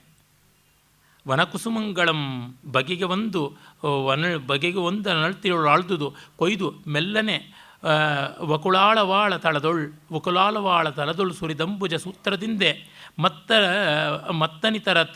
ಮತ್ತನಿತರೊಳ್ ಮುಗುಳ್ ಸರಿಗೆ ತೋಳ್ವಳೆ ಕಂಕಣವಾರಮೆಂದು ಬೇಳ್ಪನಿತನೆ ಮಾಡಿ ತೊಟ್ಟು ಕರಮೊಪ್ಪಿದಳಾಕೆ ಬಸಂತ ಕಾಂತೆವೋಲ್. ಅವಳು ವಸಂತ ಪುಷ್ಪಾಭರಣಂ ವಹಂತಿ ಅಂತ ಕಾಳಿದಾಸ ಹೇಳ್ತಾನೆ. ವಸಂತದ ಅಲಂಕಾರಗಳನ್ನೆಲ್ಲವನ್ನೂ ಅವಳು ತುಂಬ ಚೆನ್ನಾಗಿ ಮಾಡಿಕೊಂಡಿದ್ದಾಳಂತೆ. ಕಾಡಿನ ಹೂಗಳನ್ನು ತೆಗೆದುಕೊಂಡು ಬಕಲ್ ವೃಕ್ಷದ ಪಾತಿಯಲ್ಲಿ ಸುರಿದು ತಾವರೆಯ ಸೂತ್ರದಿಂದ ಮತ್ತು ಮಲ್ಲಿಗೆ ಮೊಗ್ಗಿನಿಂದ ಸರಿಗೆ, ತೋಳಬಳೆ, ಕೈಬಳೆ, ಹಾರ, ಕೇಯೂರ ಇವುಗಳನ್ನೆಲ್ಲವನ್ನೂ ಮಾಡಿಕೊಂಡು ವಸಂತ ಕಾಂತೆ ವಸಂತನ ಪತ್ನಿಯೇ ಎಂಬಂತೆ ಅವಳು ಬರ್ತಾಳೆ. ಹಾಗೆ ಬಂದಾಗ ಮಿಳಿರ್ವ ಕುರುಳ್ಗಳೊಳ್ ತೊಡರ್ದು ದೇಸಿಯ ನಾವಗ ಮೀವ ಚೆನ್ನ ಪೂಗಳ್ ಅವನ್ ಒಯ್ಯ ನೋಸರಿಸುತ್ತಂ ವದನಾಬ್ಜದ ಕಂಪನ್ ಆಳ್ದುಣಲ್ ಬಳಸುವ ತುಂಬಿಯಂ ಪಿಡಿವ ನೈದಿಲೊಳ್ ಒಯ್ಯನೆ ಸೋಬುತುಂ ಬೆಡಂಗೊಳಕೊಳೆ ಸೊರ್ಕಿದ ಅಂಗಜ ಮತಂಗಜದಂತಿರೆ ಬರ್ಪ ಮಾದ್ರಿಯುಂ. ಪಾರ್ವತಿ ಬರುವಾಗ ಕೈಯಲ್ಲಿರುವ ಲೀಲಾ ಕಮಲದಿಂದ ಮುಖವನ್ನು ಮುತ್ತುಕೊಳ್ಳುವ ದುಂಬಿಗಳನ್ನು ಓಡಿಸ್ತಾ ಇದ್ಲು ಅಂತ ಕವಿ ಹೇಳ್ತಾನೆ. ಸಂಚಾರಿಣಿ ಪಲ್ಲವಿನಿ ಲತೇವ ಓಡಾಡುವ ಬಳ್ಳಿ ಹಾಗೆ ಬಂದಳು ಅಂತ ಇವನು ಅದೇ ಕಲ್ಪನೆಯನ್ನು ತೆಗೆದುಕೊಂಡಿದ್ದಾನೆ. ತುಂಬ ಸುಂದರವಾದ ಅವಳ ವಕ್ರಾಲಕ, ಕುಟಿಲಾಲಕ ಅಂದರೆ ಮುಂಗುರುಳು ಗುಂಗುರಾಗಿದೆ. ಅದು ಹಾಗೆ ಹೀಗೆ ಓಲಾಡ್ತಾ ಇದ್ದರೆ ಅಲ್ಲಿ ಸಿಂಧುವಾರಾದಿ ಪುಷ್ಪಗಳ ಅಲಂಕಾರ ಮಾಡಿಕೊಂಡಿದ್ದಾಳೆ. ಅವಳ ಮುಖದ ವದನಾಬ್ಜದ ಮುಖ ಕಮಲದ ಕಂಪನು ಆಳ್ದು ಉಣಲ್, ಅದನ್ನು ಆಳಿ ಆಸ್ವಾದಿಸಬೇಕು ಅಂತ ಬಳಸುವ ತುಂಬಿಯನ್ನು ಭ್ರಮರವನ್ನು ಪಿಡಿದ ನೈದಿಲೊಳ್. ಕಾಳಿದಾಸ ಕಮಲ ಅಂದ, ಇವನು ನೈದಿಲೆ ಅಂದ. ಇದು ಹಗಲಾದ್ದರಿಂದ ಅರಳಿದ ಕಮಲ ಅನ್ನುವ ಕಾಳಿದಾಸರ ಔಚಿತ್ಯ ಚೆನ್ನ. ಪಂಪ ನೈದಿಲೆ ಅಂದ್ಬಿಟ್ಟ, ಅದು ಸಂಜೆ ಅರಳೋದು, ಹಗಲು ಮುದುಡೋದು. ಸ್ವಲ್ಪ ತಪ್ಪಾಯಿತು, ಏನು ಮಾಡೋದು. ಕಳ್ಳತನ ಮಾಡುವಾಗಲೂ ಸರಿಯಾಗಿ ಮಾಡಲಿಲ್ಲ. ಒಯ್ಯನೆ ಸೋಬುತು, ಒಯ್ಯನೆ ಅತ್ತ ಕಡೆಗೆ ಓಡಿಸ್ತಾ ಸೊಕ್ಕಿದ ಅಂಗಜ ಮತಂಗಜದಂತಿರೆ, ಮತ್ತು ಮನ್ಮಥನ ಆನೆಯಂತೆ ಇವಳು ಬಂದಳು ಅಂತ ಹೇಳ್ತಾನೆ. ವನಪು ವಯ್ಯಾರದಿಂದ ಬಂದಳು ಅನ್ನುವುದಲ್ಲಿ ತಾತ್ಪರ್ಯ. ಅವಳನ್ನು ನೋಡಿ ತನ್ನ ಶಾಪಮಂ ಬಗೆಯದೆ ಮಿಳ್ತು ದೇವತೆಯನ್ ಅಲ್ಕರುಳುರ್ಕೆ ಅಪ್ಪುವಂತೆ ಓಲ್, ಮೃತ್ಯುವನ್ನೇ ಅಪ್ಪುವ ಹಾಗೆ ಅವನು ಅಪ್ಪಿಕೊಳ್ತಾ ಇದ್ದಾನೆ. ಬಗೆಯದೆ ಮಿಳ್ತು ದೇವತೆಯನ್, ಮೃತ್ಯುದೇವತೆಯನ್ನು. ಮಿಳ್ತು ದೇವತೆ ಅನ್ನುವುದು ಅರಿಸಮಾಸ, ಅಡ್ಡಿ ಇಲ್ಲ. ಬಗೆಯದೆ ಮಿಳ್ತು ದೇವತೆಯನ್ ಅಳ್ಕರೆಯಿಂದ ಪ್ರೀತಿಯಿಂದ ಅಳುಕೇ ಇಲ್ಲದಂಥ ರೀತಿಯಲ್ಲಿ ಅಪ್ಪುವ ಹಾಗೆ ಅಪ್ಪಿಕೊಳ್ತಾನೆ. ಆಗ ನಲ್ಲಳ ಮೃದು ಮೃಣಾಳ ಕೋಮಲ ಬಾಹುಪಾಶಗಳ ಯಮಪಾಶಗಳಾಗಿದೆ. ಅವಳ ಬಾಹುಪಾಶಗಳ ಯಮಪಾಶವಾದಂತೆ ಆಯಿತು. ಬಿಗರ್ದಮರ್ದೆದ್ದ ತೋಳ್ ಸಡಿಲೆ ಜೋಲೆ ಮೊಗದಿಂದ ಮೊಯ್ಯ ನೊಯ್ಯನೆ ನಗೆಗಣ್ಗಳ್ ಆಲಿ ಮುಗುಳದಂತಿರೆ ಮುಚ್ಚಿರೆ ಸುಯ್ಯಡಂಗೆ ಮೆಲ್ಲಗೆ ಮರಸೊಂದಿದಲ್ ಒಂದಿದೊಳೆ ಜೋಲ್ದ ನಿಜೇಶನ ಲತಾಂಗಿ ತೊಟ್ಟಗೆ ಕೊಳೆ ನೋಡಿ ಕೆಟ್ಟ ನಿನಿಯಂ ಮರಸೊಂದಿದನೋ ಬಳಲ್ದನೋ. ಅವಳ ತೋಳಿನಲ್ಲಿ ಹಾಗಾಗಿ ಸತ್ತೋಗ್ತಾ ಇದ್ದಾನೆ. ಬಿಗಿಯಾಗಿ ಅಪ್ಪಿಕೊಂಡಿರ್ತ ತೋಳು ಸಡ್ಲ ಆಗ್ತಾ ಇದೆ. ಅರಳಿದ್ದ ಮುಖ ಜ್ಯೋತಿ ಬಿಡ್ತಾ ಇದೆ. ಮುಖದಲ್ಲಿದ್ದ ನಗೆ ಮಾಸಿ ಹೋಗಿದೆ. ಕಣ್ಣುಗಳ ಪಾಪೆಗಳು ಅರಳಿದಂತೆ ಇದ್ದವು, ಈಗ ಕಾಂತಿಹೀನವಾಗ್ತಾ ಇವೆ. ಏದುಸರು ಈಗ ನಿಟ್ಟುಸಿರು ಹೋಗಿ ಉಸಿರೇ ನಿಂತು ಹೋಗ್ತಾ ಇದೆ. ನಿಧಾನವಾಗಿ ಪ್ರಜ್ಞೆ ತಪ್ಪುತ್ತಾ ಇದೆ. ತನ್ನ ತೋಳಲ್ಲೇ ಜೋಲ್ತಾ ಇರ್ತಕ್ಕಂಥವನನ್ನು ಕಂಡು ಕೆಟ್ಟೆ ಅಂತ ಅವಳು ಅಂದ್ಕೋತಿದ್ದಾಳೆ ಅಂತ. ಯಾವ ರೀತಿ ಉತ್ಕಟತೆಯ ಆಸೆಯ ಉತ್ತುಂಗ ಶಿಖರದಿಂದ ಸಾವಿನ ಪಾತಾಳಕ್ಕೆ ಬಂದು ಬಿದ್ದ ಅನ್ನೋದನ್ನು ತುಂಬ ಅದ್ಭುತವಾಗಿ ಚಿತ್ರಿಸಿದ್ದಾನೆ ಪಂಪ. ಆ ಟ್ರಾನ್ಸಿಷನನ್ನು ವಿವರವಾಗಿ ಚಿತ್ರಿಸ್ತಾನಲ್ಲ. Poetry slow motion of life ಅನ್ನುವುದು ಅಷ್ಟು ಚೆನ್ನಾಗಿ ತೋರ್ಪಡಿಸ್ತಾ ಇದ್ದಾನೆ. ಆಮೇಲೆ ಎಂದು ವನದೇವತೆಗಳಿಗೆಲ್ಲಂ ಕರುಣವಾಗಿ ಪಳಯಿಸುವ ಮಾತ್ರಿಯ ಸರಮಂ ಕುಂತಿ ಕೇಳ್ದು. ವನದೇವತೆಗಳು ಅಯ್ಯೋ ಅನ್ನುವಂಥ ರೀತಿಯಲ್ಲಿ ಮಾತ್ರಿ ಕರುಣಸ್ವರದಿಂದ ಆರ್ತರಾವ ಮಾಡ್ತಾ ಇದ್ದರೆ ಕುಂತಿ ಇತ್ತ ಕಡೆ ಆ ದೆಸೆಯೊಳ್ ಭೂಭುಜನೋ ಆ ದೆಸೆಯೊಳ್ ಮಾದ್ರಿ ನೆಗವ ಕರುಣಾರವಂತ ದೆಸೆಯೊಳ್ ಭೂಪತಿಗೇನಾದುದೋ ಪೇಳ್ ಬಿದಿಯೇ ಕೆಟ್ಟೆನ್ ಅಂತಂದುಕೊಂಡು ಬರ್ತಾ ಇದ್ದಾಳೆ. ಆ ದಿಕ್ಕಿನಲ್ಲಿ ಮಹಾರಾಜ ಇದ್ದ, ಆ ದಿಕ್ಕಿನಲ್ಲೇ ಮಾದ್ರಿ ಹೋಗಿದ್ಲು, ಆ ದಿಕ್ಕಿನಲ್ಲಿ ಏನಾಯಿತು ಅಂತ ಆ ದೆಸೆ ಆ ದೆಸೆ ಆ ದೆಸೆ ಅಂತ ಈ ಕೊನೆಯ ದೆಸೆ ಇದೆಯಲ್ಲ ಅದನ್ನು 3 ಬಾರಿ ಆವರ್ತನ ಮಾಡಿ ಕವಿ ಹೇಳ್ತಾನೆ. ಆ ದೆಸೆಯೊಳ್ ಭೂಭುಜನೋ ಆ ದೆಸೆಯೊಳ್ ಮಾದ್ರಿ ನೆಗವ ಕರುಣಾರವಂ. ಆ ದಿಕ್ಕಲ್ಲೇ ಮಹಾರಾಜ ಇರೋ ದಿಕ್ಕಲ್ಲೇ ಅವಳು ಗೊಳೋ ಅಂತ ಅಟ್ಕೋತಾ ಇದ್ದಾಳೆ. ಆ ದೆಸೆಯೊಳ್ ಭೂಪತಿಗೆ ಏನಾದುದು, ಆ ದಿಕ್ಕಿನಲ್ಲಿ ಮಹಾರಾಜನಿಗೆ ಏನಾಯಿತು ಅಂತ ಅಂದುಕೊಂಡು ಬರ್ತಾ ಇದ್ದಾಳೆ ಎನ್ನುವಾಗ ಬಳಿಯನೆ ಮಕ್ಕಳ್ ಭೋರ್ಗರೆದಳುತಂ ಪೆರಪೆರಗನಂತೆ ಪರಿತರೆ ಮುಡಿ ಬಿಟ್ಟಳಲೆ ನಡುನೊಡಗೆ ಕಣ್ಣೀರ್ ಗಳಗಳನ್ ಮೊದಲೇ ಸುರಿಯೆ ಪರಿತಂದಾಗಳ್. ಮಕ್ಕಳು ಗೊಳೋ ಅಂತ ಅಳ್ತಾ ಇದ್ದಾರೆ. ಏನಾಯಿತು ಅಂತ ಗೊತ್ತಿಲ್ಲ ಅವರಿಗೆ. ತಾಯಿ ಮತ್ತು ಚಿಕ್ಕಮ್ಮ ಕಸಿವಿಸಿಕೊಂಡಿದ್ದಾರೆ, ಕಂಗಾಲಾಗಿದ್ದಾರೆ, ತಂದೆ ಬಿದ್ದಿದ್ದಾನೆ, ಏನು ಅಂತ ಗೊತ್ತಿಲ್ಲ ಅಂತ. ಇವಳು ಓಡೋಡಿ ಬರ್ತಾ ಮುಡಿ ಸಡಿಲಾಗಿದೆ, ಎದೆ ಬಡ್ಕೋತಾ ಇದ್ದಾಳೆ, ಮೈ ನಡುಗ್ತಾ ಇದೆ, ಕಣ್ಣೀರು ಗಳಗಳನ್ನೇ ಸುರಿತಾ ಇದೆ ಅಂತ. ಇನ್ಯಾವ ದಪ್ಪ ದಪ್ಪ ಪದಗಳನ್ನು ಹಾಕದೆ, ಇನ್ಯಾವ ಹೋಲಿಕೆಯನ್ನು ಕೊಡದೆ ಆ ಚಿತ್ರಣವನ್ನು ಕೊಡುವುದರಿಂದ, ಸನ್ನಿವೇಶ ಕೊಡುವುದರಿಂದ ಆ ಕರುಣವನ್ನು ತುಂಬ ಚೆನ್ನಾಗಿ ಸ್ಪಂದನ ಮಾಡುವ ಕವಿಯ ಕೌಶಲ. ಇದು ಪಂಪನ ಸಂಯಮ. ಮತ್ತೆ ಮತ್ತೆ ಅವನ ಹಿತಮಿತ ವಚನದ ರೀತಿ ಎಂಥದ್ದು ಅಂತ ಗೊತ್ತಾಗುತ್ತದೆ. ಈ ಬಿಗಿಯಲ್ಲಿ ಇಡೀ ಕಾವ್ಯವನ್ನು ಈ ಹದದಲ್ಲಿ ಅರಿಕೇಸರಿ ಆಳಾಗದೆ ಬರೆದಿದ್ದರೆ ಎಷ್ಟು ಚೆನ್ನಾಗಿರ್ತಿತ್ತು ಅಂತ ಅನೇಕ ಬಾರಿ ನನಗನ್ನಿಸಿದೆ. ಎನಗಿಂದಿನೊಂದು ಸೂಳಮನ್ ಇನಿಯಂ ದಯಗೈದನ್ ಎನ್ನ ಸೂಳಂ ನಿನಗಾನ್ ಎನಿತಾದೊಡಂ ಈವೆನೆ ಮತ್ತನೆಯರ್ ಕೈಯಡೆ ಪಲುಂಬದಿರ್ ಪರಪರವಂ.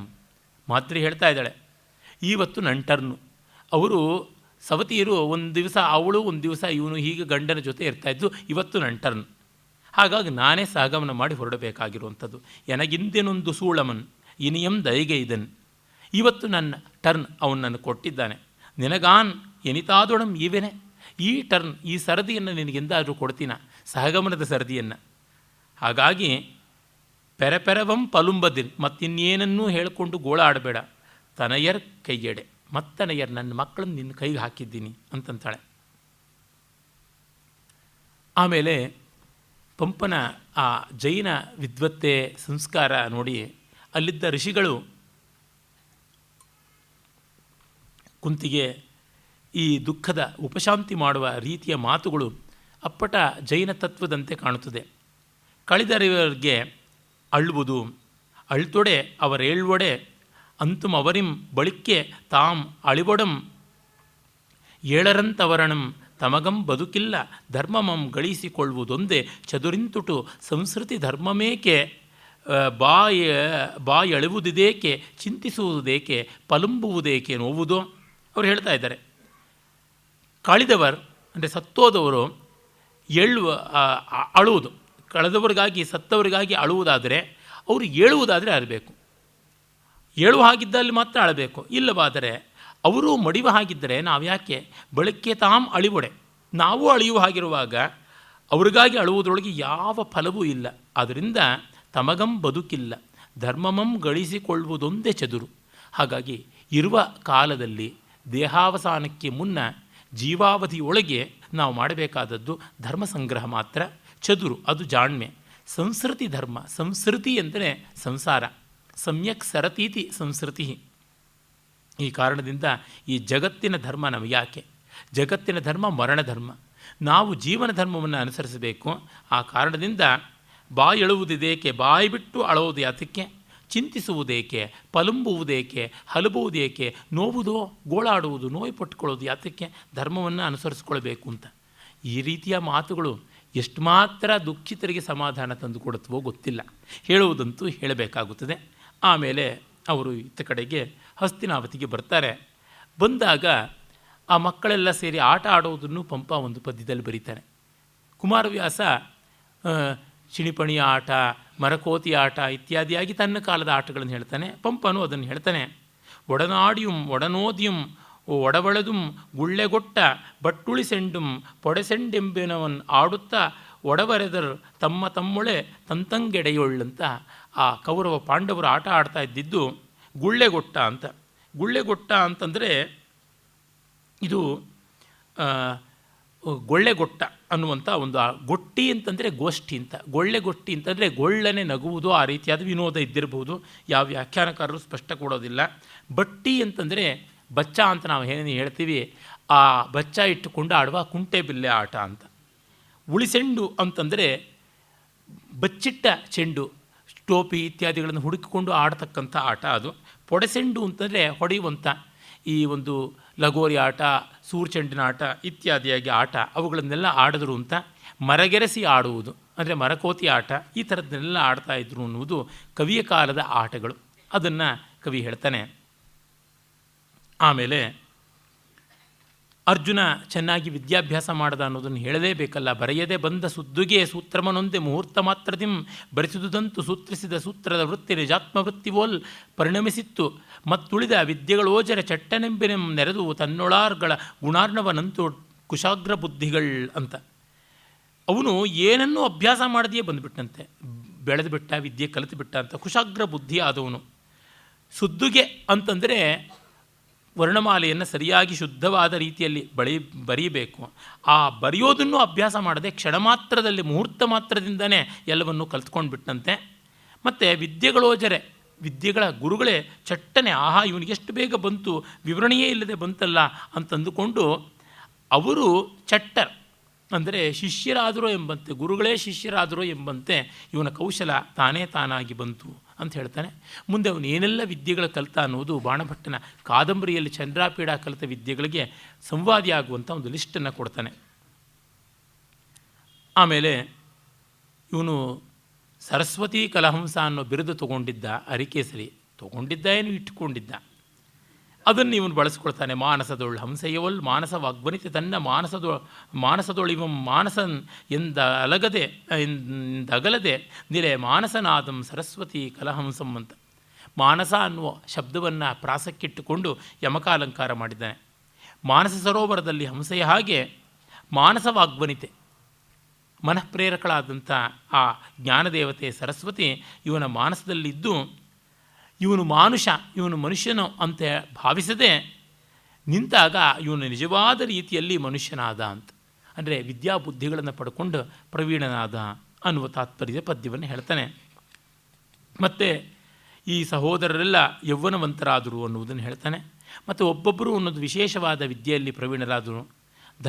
ಧರ್ಮಶಾಸ್ತ್ರದಲ್ಲಿ, ಭೀಮ ವ್ಯಾಕರಣದಲ್ಲಿ, ನಕುಲ ಅಶ್ವವಿದ್ಯೆಯಲ್ಲಿ, ಮತ್ತು ಸಹದೇವ ಜ್ಯೋತಿರ್ವಿದ್ಯೆಯಲ್ಲಿ, ಹೀಗೆಲ್ಲ ಎಕ್ಸ್ಟ್ರಾ ಲರ್ನಿಂಗ್ ಅಂತೇನು ಹೇಳ್ತಾರೆ ಅವುಗಳನ್ನೆಲ್ಲ ಮಾಡಿಕೊಂಡ್ರು ಅಂತ ಹೇಳ್ಬಿಟ್ಟು ಅಂತಾನೆ.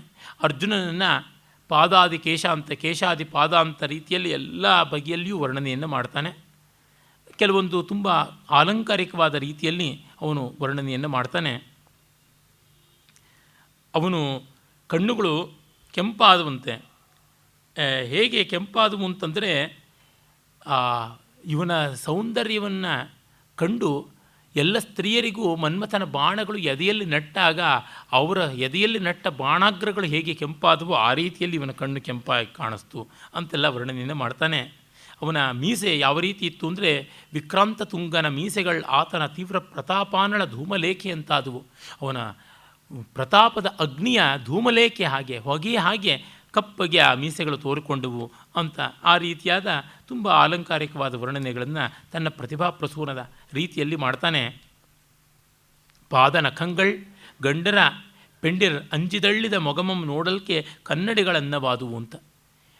ವರಿತೆಯರು ತಮ್ಮ ಗಂಡಂದಿರು ಸೋತಾಗ, ತಮಗೆ ದಿಕ್ಕಿಲ್ಲದಂತ ಆದಾಗ ಬೆಳ್ಪಾದ ಮುಖವನ್ನು ನೋಡಿಕೊಳ್ಳೋದಕ್ಕೆ ಬಳಸುವ ಕನ್ನಡಿಗಳೆಂಬಂತೆ ಕಾಲಿನ 10 ಉಗುರುಗಳು ಫಳಫಳ ಹೊಳೆದವು ಅಂತೆಲ್ಲ ಬಹಳ ಬಹಳ ಆಲಂಕಾರಿಕವಾದ ರೀತಿಯಲ್ಲಿ ಹೇಳ್ತಾ ಬರ್ತಾನೆ. ಇನ್ನೊಂದು ಕಡೆಗೆ ಅವನ ಕೈಗಳು ಆನೆಗಳನ್ನು ನಿರಂತರವಾಗಿ ಪಳಗಿಸಿ ಗಜಕುಂಭ ಸ್ಥಳಾಸ್ಫಾಲನ ಕರ್ಕಶಗಳಾದವು ಅಂತ. ಸುರದ್ವೀಪಾಸ್ಫಾನಲ ಕರ್ಕಶೇನ ಅಂತ ಕಾಳಿದಾಸ, ಭಾಸ ಇವರುಗಳೆಲ್ಲ ತಮ್ಮ ಕರ್ಣಭಾರ ಹಾಗೂ ಕುಮಾರ ಸಂಭವ ಇತ್ಯಾದಿಗಳಲ್ಲಿ ಹೇಳಿದಂಥ ಮಾತುಗಳನ್ನು ಅದೇ ರೀತಿಯಲ್ಲಿ ತೆಗೆದುಕೊಳ್ತಾನೆ. ಆಮೇಲೆ ದ್ರೋಣನ ವೃತ್ತಾಂತವನ್ನು ಕವಿ ತೆಗೆದುಕೊತಾನೆ. ದ್ರೋಣ ತಾನು ಭರದ್ವಾಜನ ಸಂತಾನ, ಅವನಿಗೆ ಸಂಪತ್ತಿ ಇಲ್ಲ, ದೃಪದನ ಮೈತ್ರಿ ಉಂಟು. ದೃಪದನ ಬಳಿಗೆ ಅವನು ಹೋಗ್ತಾನೆ. ದೃಪದ ಅವನಿಗೆ ಯಾವುದೇ ರೀತಿಯಲ್ಲಿ ವಿಶ್ವಾಸದ ಗೌರವದ ದಾರಿಯನ್ನು ತೋರ್ಪಡಿಸೋದಿಲ್ಲ. ಹಾಗಾಗಿ ಅವನು ಉಪೇಕ್ಷಿತನಾಗ್ತಾನೆ. ಜೊತೆಗೆ ಪರಶುರಾಮನ ಹತ್ರ ಅವನು ಹೋಗಿರ್ತಾನೆ. ಪರಶುರಾಮನ ಬಳಿಗೆ ಹೋದಾಗ ದ್ರವ್ಯಾರ್ಥಿಯಾಗಿ ಬಂದ ಕುಂಭಸಂಭವನ್ನು ಕಂಡು ಕನಕಪಾತ್ರಕ್ಕುಪಾಯಂ ಇಲ್ಲದಿರ್ಪುದರಿಂ ಮೃತ್ಪಾತ್ರದೊಳ್ ಅರ್ಘ್ಯಮೆತ್ತಿ ಪೂಜಿಸಿ, ಎಲ್ಲವನ್ನು ದಾನ ಕೊಟ್ಟಿದ್ದ ಪರಶುರಾಮ. ಅವನು ಸಮಸ್ತ ಭೂಮಿಯನ್ನೂ ಗೆದ್ದವನು, 21 ಬಾರಿ ಕ್ಷತ್ರಿಯ ಕುಲಾಂತಕನಾಗಿ ವಿಜೃಂಭಿಸಿದವನು. ಆ ಭೂಮಿಯನ್ನಷ್ಟು ದಾನ ಕೊಟ್ಟಿದ್ದರಿಂದ, ಕಾಶ್ಯಪನಿಗೆ ಹೋಗಿದ್ದರಿಂದ ನಿಲ್ಲುವುದಕ್ಕೆ ನೆಲೆಯಿಲ್ಲದೆ ಅವನು ತನ್ನ ಕೊಡಲಿಯನ್ನು ಎಸೆದು ನಮ್ಮ ಕರಾವಳಿಯಲ್ಲಿ ಸಮುದ್ರದಿಂದ ಭೂಮಿಯನ್ನು ಕೇಳಿಕೊಳ್ಬೇಕಾಯಿತು, ಪರಶುರಾಮ ಕ್ಷೇತ್ರವಾಯಿತು ಅಂತೆಲ್ಲ ಕೇಳಿದ್ದೀವಿ. ಇಲ್ಲಿ ಸಮೃಣ್ಮಯೇ ವೀತ ಹಿರಣ್ಮಯತ್ವಾತ್ ಅಂತ ಕಾಳಿದಾಸನ ರಘುವಂಶದ 5ನೇ ಸರ್ಗದ ಸಾಲನ್ನು ಹಾಗೆ ತಗೊಂಡಿದ್ದಾನೆ. ವಿಶ್ವಜಿತ್ ಯಾಗ ಮಾಡಿ ರಘು ತನ್ನ ಸರ್ವಸ್ವವನ್ನು ಕೊಟ್ಟ ಅನ್ನೋದು ಮೃತ್ಪಾತ್ರದೊಳ್ ಅರ್ಘ್ಯಮೆತ್ತಿ ಪೂಜಿಸಿ ಕನಕಪಾತ್ರಕ್ಕುಪಾಯಂ ಇಲ್ಲದಿರ್ಪುದರಿಂ ಅಂತ ಅದನ್ನು ಹೇಳಿದ್ದಾನೆ. ಇಲ್ಲಿ ಕಾಳಿದಾಸನ ತೆಗೆದುಕೊಂಡರೂ ಮುಂದೆ ತನ್ನ ನಾಳ್ನುಡಿಯನ್ನು ಬಳಸ್ಕೊಳ್ಳೋದು ನೋಡಿ. ಒಡವೆಯನ ಅರ್ಥಿಗಿತ್ತೆನ್ ಅವನೀತಳಮಂ ಗುರುಗಿತ್ತೆನ್ ಈಗಳೊಂದಡಕೆಯುಮಿಲ್ಲ ಕೈಯೊಳ್. ನಾನು ಒಡವೆಯನ್ನೆಲ್ಲ ಅಂದರೆ ಸಂಪತ್ತನ್ನೆಲ್ಲ ದಾನ ಮಾಡಿಬಿಟ್ಟೆ ಯಾಚಕರಿಗೆ. ಅವನೀತಳಮಂ ಗುರುಗಿತ್ತೆ, ಅವನೀತಳವನ್ನು ಭೂಮಿಯನ್ನೆಲ್ಲ ಕಶ್ಯಪನಿಗೆ ಧಾರೆ ಎರೆದೆ. ಒಂದು ಅಡಕೆಯೂ ಇಲ್ಲ ಕೈಯೊಳು, ಒಂದು ಅಡಕೆನೂ ಇಲ್ಲ. ನಾವು ಸಾಮಾನ್ಯವಾಗಿ ಹಳೆಗಾಲದಲ್ಲಿ ಒಂದು ಅಡಕೆ ಇಲ್ಲ ಕೈಯಲ್ಲಿ ಅಂತ ಹೇಳ್ತಾ ಇದ್ದಿದ್ದು. ಅಡಕೆ ಒಂದು ಕಾಲದಲ್ಲಿ ಕರೆನ್ಸಿ ಆಗಿತ್ತು ಅಂತ ಕೂಡ ಗೊತ್ತಾಗುತ್ತೆ. ಕೈಯಲ್ಲೂ ಒಂದು ಕವಡೆ ಇಲ್ಲ ಅಂತೀವಿ. ವರಾಟಿಕಾ ಅಂತ ಸಂಸ್ಕೃತದಲ್ಲಿ ಹೇಳ್ತಾರೆ. ವರಾಟ ಅದು ಮೊದಲು ಕಪ್ಪೆ ಚಿಪ್ಪು, ಕವಡೆ ಇವುಗಳೆಲ್ಲ ಕೂಡ ಕರೆನ್ಸಿ ನಾಣ್ಯವಾಗಿ ಪರಿವರ್ತನೆಗೆ ಬರ್ತಾ ಇದ್ದವು. ಹಾಗಾಗಿ ಕೈಯೊಳೆರೆದೆಂ ಶ್ರುತಪಾರಗನೆಂತು ಸಂತಸಂ ಬಡಿಸುವನ್ ಇನ್ನಿದೊಂದು ಧನುವಿರ್ದುದು ದಿವ್ಯಶರಾಳಿ ಇರ್ದುದು ಇಲ್ಲೊಡಮೆ ಸಮಂತು ಪೇಳ್ ಅವರೊಳು ಆವುದ ನೀವುದ ಕುಂಭಸಂಭವ. ನನ್ನ ದೇಹ ಇದೆ, ಬಿಲ್ಲಿದೆ, ಬಾಣ ಇದೆ, ಏನು ಬೇಕಪ್ಪ ತಗೋ ಅಂತ. ಆಗ ಧನುರ್ಬಾಣಗಳನ್ನು ದಿವ್ಯಾಸ್ತ್ರಗಳನ್ನು ತೆಗೆದುಕೊಳ್ತಾನೆ. ಇನ್ನು ಧನಕ್ಕಾಗಿ ಅವನು ದೃಪದನ ಬಳಿಗೆ ಹೋಗ್ತಾನೆ. ಅಂತೆಂಬನಾರ್ಗೆ ಪಿರಿದುಂ ಭ್ರಾಂತುಂ ದಲೇಂ ದ್ರೋಣನೆಂಬನೇಂ ಪಾರ್ವನೇ ಪೇಳೆಂತೆನಗೆ ಕೆಳೆಯನೇಂ ನೂಕು ನೂಕು ಅಂತಪ್ಪನನ್ ಅರಿಯನೆಂದು ಸಭೆಯೊಳ್ ನುಡಿದಂ. ಅವನು ದೃಪದಂ ರಾಜ್ಯ ಮದಿರಾ ಮದೋನ್ಮತ್ತನು ಗರ್ವಗ್ರಹ ವ್ಯಗ್ರಚಿತ್ತನು. ಅವನೆಂಥವನು ದೃಪದ ರಾಜ್ಯ ಮದಿರಾ ಮದೋನ್ಮತ್ತ. ಭೂಪಾಲಾಸ್ತು ರಮಾವಿಲೋಲ ವಿಲಸದ್ ಭರ್ತೃರಿ ಹೇಳ್ತಾನೆ. ಚೇತಶ್ಚಿಂತೆಯ ಮಾರಮಾಂ ಸಕೃತಿಮಾಂ ಅಸ್ಥಾಯಿನಿ ಮಾಸ್ತಯ ಭೂಪಾಲ ಭ್ರುಕುಟಿ ಕುಟಿ ವಿಹರಣ ವ್ಯಾಪಾರ ಪುಣ್ಯಾಂಗನಾಂ ಅಂತ. ಭೂಪಾಲಕರು ಮದಿರೋನ್ಮೀಲನ್ ಮಧಾಗುರುಣಿತಾಹ ಅಂತ ಹೇಳ್ತಾನೆ. ಭೂಪಾಲಸ್ತು ರಮಾವಿಲೋಲ ಮದಿರೋನ್ಮೀಲನ್ ಮಧಾಗುರುಣಿತಾಹ ಅಂತ ಜಗನ್ನಾಥ ಪಂಡಿತರಾಜ. ಆ ರೀತಿಯಾಗಿ ರಾಜ್ಯ ಮದಿರಾ ಮದೋನ್ಮತ್ತನ್, ಗರ್ವಗ್ರಹ ವ್ಯಗ್ರಚಿತ್ತ, ಗರ್ವದ ಗ್ರಹ ಬಡ್ಕೊಂಡಿದ್ದೆ ಅವನಿಗೆ. ಅವನು ಅಂತೆಂಬ ನಾರ್ಗೆ ಪಿರಿದುಂ ಭ್ರಾಂತು, ಯಾರಿಗೂ ದೊಡ್ಡವನವನು, ನನ್ನ ಸ್ನೇಹಿತ ಅನ್ನೋದು ಅವನು ಭ್ರಾಂತು. ದಲೇಂ ಅದೇನು ದ್ರೋಣನೆಂಬನೇಂ ಪಾರ್ವನೇ ಬಡ ಹಾರುವ ಅವನು. ಪೇಳ್ ಎಂತೆನಗೆ ಕೆಳೆಯನ್, ಆ ಬಡ ಬ್ರಾಹ್ಮಣ ನನಗೆ ಹೇಗೆ ಗೆಳೆಯನಾಗ್ತಾನೆ. ನೂಂಕು ಅಂತಪ್ಪರನ್ ಅರಿಯ ಅಂತ ಅವರನ್ನೆಲ್ಲ ಮೊದಲು ಒದ್ದು ನೂಕು, ನನಗೆ ಅವನಿಗೆ ಗೊತ್ತಿಲ್ಲ ಅಂತ ಸಭೆಯಲ್ಲಿ ನುಡಿತಾನೆ. ಆಮೇಲೆ ದ್ರೋಣನನ್ನು ಒತ್ತಂಬದಿಂದ ಒಂದು ಕಡೆಯಿಂದ ಬೆನ್ನಿಗೆ ಹಾಕಿ ಕೈಯನ್ನು ತಳ್ಳುತ್ತಾರೆ. ಕಂಬಿ ಅಡ್ಡ ಇಕ್ಕಿದ ಅಂತ ಕುಮಾರವ್ಯಾಸ ಬರೀತಾರೆ. ಕಂಬಿ ಅಂತಂದರೆ ಬಾಗಿಲುಕಾಯೋ ಭಟ ಒಂದು ದಂಡವನ್ನು ಅಡ್ಡ ಇಡ್ತಕ್ಕಂಥದ್ದು, ಕೈಯ ಈಟಿಯನ್ನು ಅಡ್ಡ ಇಡೋದು. ಅರೆಯಿರೆ ನೀವು ಆಮುಂ ಒಡನೋದಿದು ಎಂಬುದನ್ ಅಣ್ಣ ನಿನ್ನ ನಾನ್ ಅರಿಯನದಲ್ಲಿ ಕಂಡೆಯೋ ಮಹೀಪತಿಗಂ ದ್ವಿಜವಂಶ ಜಂಗಂ ಏತರ ಕೆಳೆಯಿಂತು ನಾಣಿಲಿಗರಪ್ಪರೆ ಮಾನಸರೆಂಬ ಮಾತುಗಳು ನೆರೆಗೊಳೆ ಕುಂಭಸಂಭವನ ನಾ ದೃಪದಂ ಕಡುಸಿಗ್ಗು ಮಾಡಿದಂ. ಅವನು ಹೇಳ್ತಾನೆ, ಅಣ್ಣ ನೀನು ನಾನು ನೀನು ಆಮುಂ ಒಡನೋದಿದೆವು, ನಾವಿಬ್ಬರು ಕ್ಲಾಸ್ಮೇಟ್ಸಪ್ಪ, ಓದಿದ್ವಿ. ನಿನ್ನ ನಾನು ಅರಿಯೆ, ನಿನ್ನನ್ನು ನಾನು ತಿಳಿದವನಲ್ಲ ಅಂತಂತೀಯಲ್ಲ, ಇದೇನು ಚೆನ್ನಾಗಿರ್ತಕ್ಕಂಥದ್ದು. ನಾಣಿಲಿಗರಪ್ಪರೆ, ನಾಚಿಕೆ ಕೆಟ್ಟು ಮನುಷ್ಯರಾದವರು ಈ ಥರ ಆಗ್ತಾರೆ. ಮಾನಸರ್ ನಾಣಿಲಿಗರಪ್ಪರೆ ಅಂತ ಮಾತುಗಳನ್ನು ಅವನು ಕೇಳದೆ, ಕುಂಭಸಂಭವನ ಮಾತುಗಳನ್ನು ಕೇಳದೆ ದೃಪದಂ ಕಡುಸಿಗ್ಗು ಮಾಡಿದನು. ತುಂಬ ಅವನಿಗೆ ಅವಮಾನವನ್ನು, ಅವನಿಗೆ ನಾಚಿಕೆಯನ್ನು ತರಿಸಿಬಿಟ್ಟ. ಆಗ ಅವನು ನುಡಿತಡವಪ್ಪುದೊಂದು ಮೊಗದೊಳ್ ಮೊರುಕಂ ದೊರಕೊಳ್ಬೋದೊಂದು ನಾಣ್ಗೆಡೆಗುಡಿದಿರ್ಪುದೊಂದು ನುಡಿಗಳ್ ಮೊರೆಯಿಪ್ಪುದೊಂದು ಕಳ್ಗುಡಿದವರಂದ ಮಿಂತು ಸಿರಿಸಾರ್ತರೆ ಸಾರ್ವುದದರ್ಕೆ ಸಂದಯಂ ಬಡದೆ ಜಲಕ್ಕ ನೀಗಳರಿದೆಂ ಸಿರಿ ಕಳ್ಳೊಡ ಹುಟ್ಟಿತೆಂಬುದಂ. ಲಕ್ಷ್ಮಿ ವಾರುಣಿ ಅನ್ನುವ ಮದ್ಯದ ಜೊತೆಯಲ್ಲಿ ಸಮುದ್ರ ಮಥನ ಕಾಲದಲ್ಲಿ ಜನಿಸಿದಳು ಅನ್ನೋದು ಸುಳ್ಳಲ್ಲ ಅಂತ. ಎಕ್ಸಾಕ್ಟ್ಲಿ ಬಾಣಭಟ್ಟನ ಕಾದಂಬರಿಯಲ್ಲಿ ಶುಕನಾಸೋಪದೇಶದಲ್ಲಿ ಬರ್ತಕ್ಕಂಥ ಆ ಮಾತುಗಳನ್ನು ಹಾಗೆ ತಗೊಂಡಿದ್ದಾನೆ. ಸಂದರ್ಭೋಚಿತವಾದ ರೀತಿಯಲ್ಲಿ ತಗೊಂಡಿದ್ದಾನೆ. ತುಂಬ ಫ್ರೇಸ್ ಬೈ ಫ್ರೇಸ್ ಇಡ್ತಾನೆ. ಪದ್ಯಶಿಲ್ಪ ಅಭಿರಾಮವಾದಂಥದ್ದು. ನುಡಿ ತಡವಪ್ಪುದೊಂದು. ಹೆಂಡ ಕುಡಿದವರಿಗೂ ಲಕ್ಷ್ಮೀ ಸಂಪತ್ತಿ ಇರತಕ್ಕಂಥವರಿಗೂ ನುಡಿ ತಡವಪ್ಪುದೊಂದು. ಮಾತು ತೊದಲ್ತಕ್ಕಂಥದ್ದು. ಮೊಗದೊಳ್ ಮರುಕಂ ದೊರಗೊಳ್ಳುವುದೊಂದು.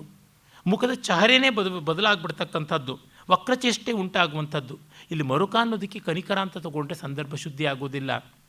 ಮುಖದ ಭಾವ ಬದಲಾಗುವಂಥದ್ದು. ನಾಣ್ಗೆಡೆಗುಡದಪ್ಪುದೊಂದು.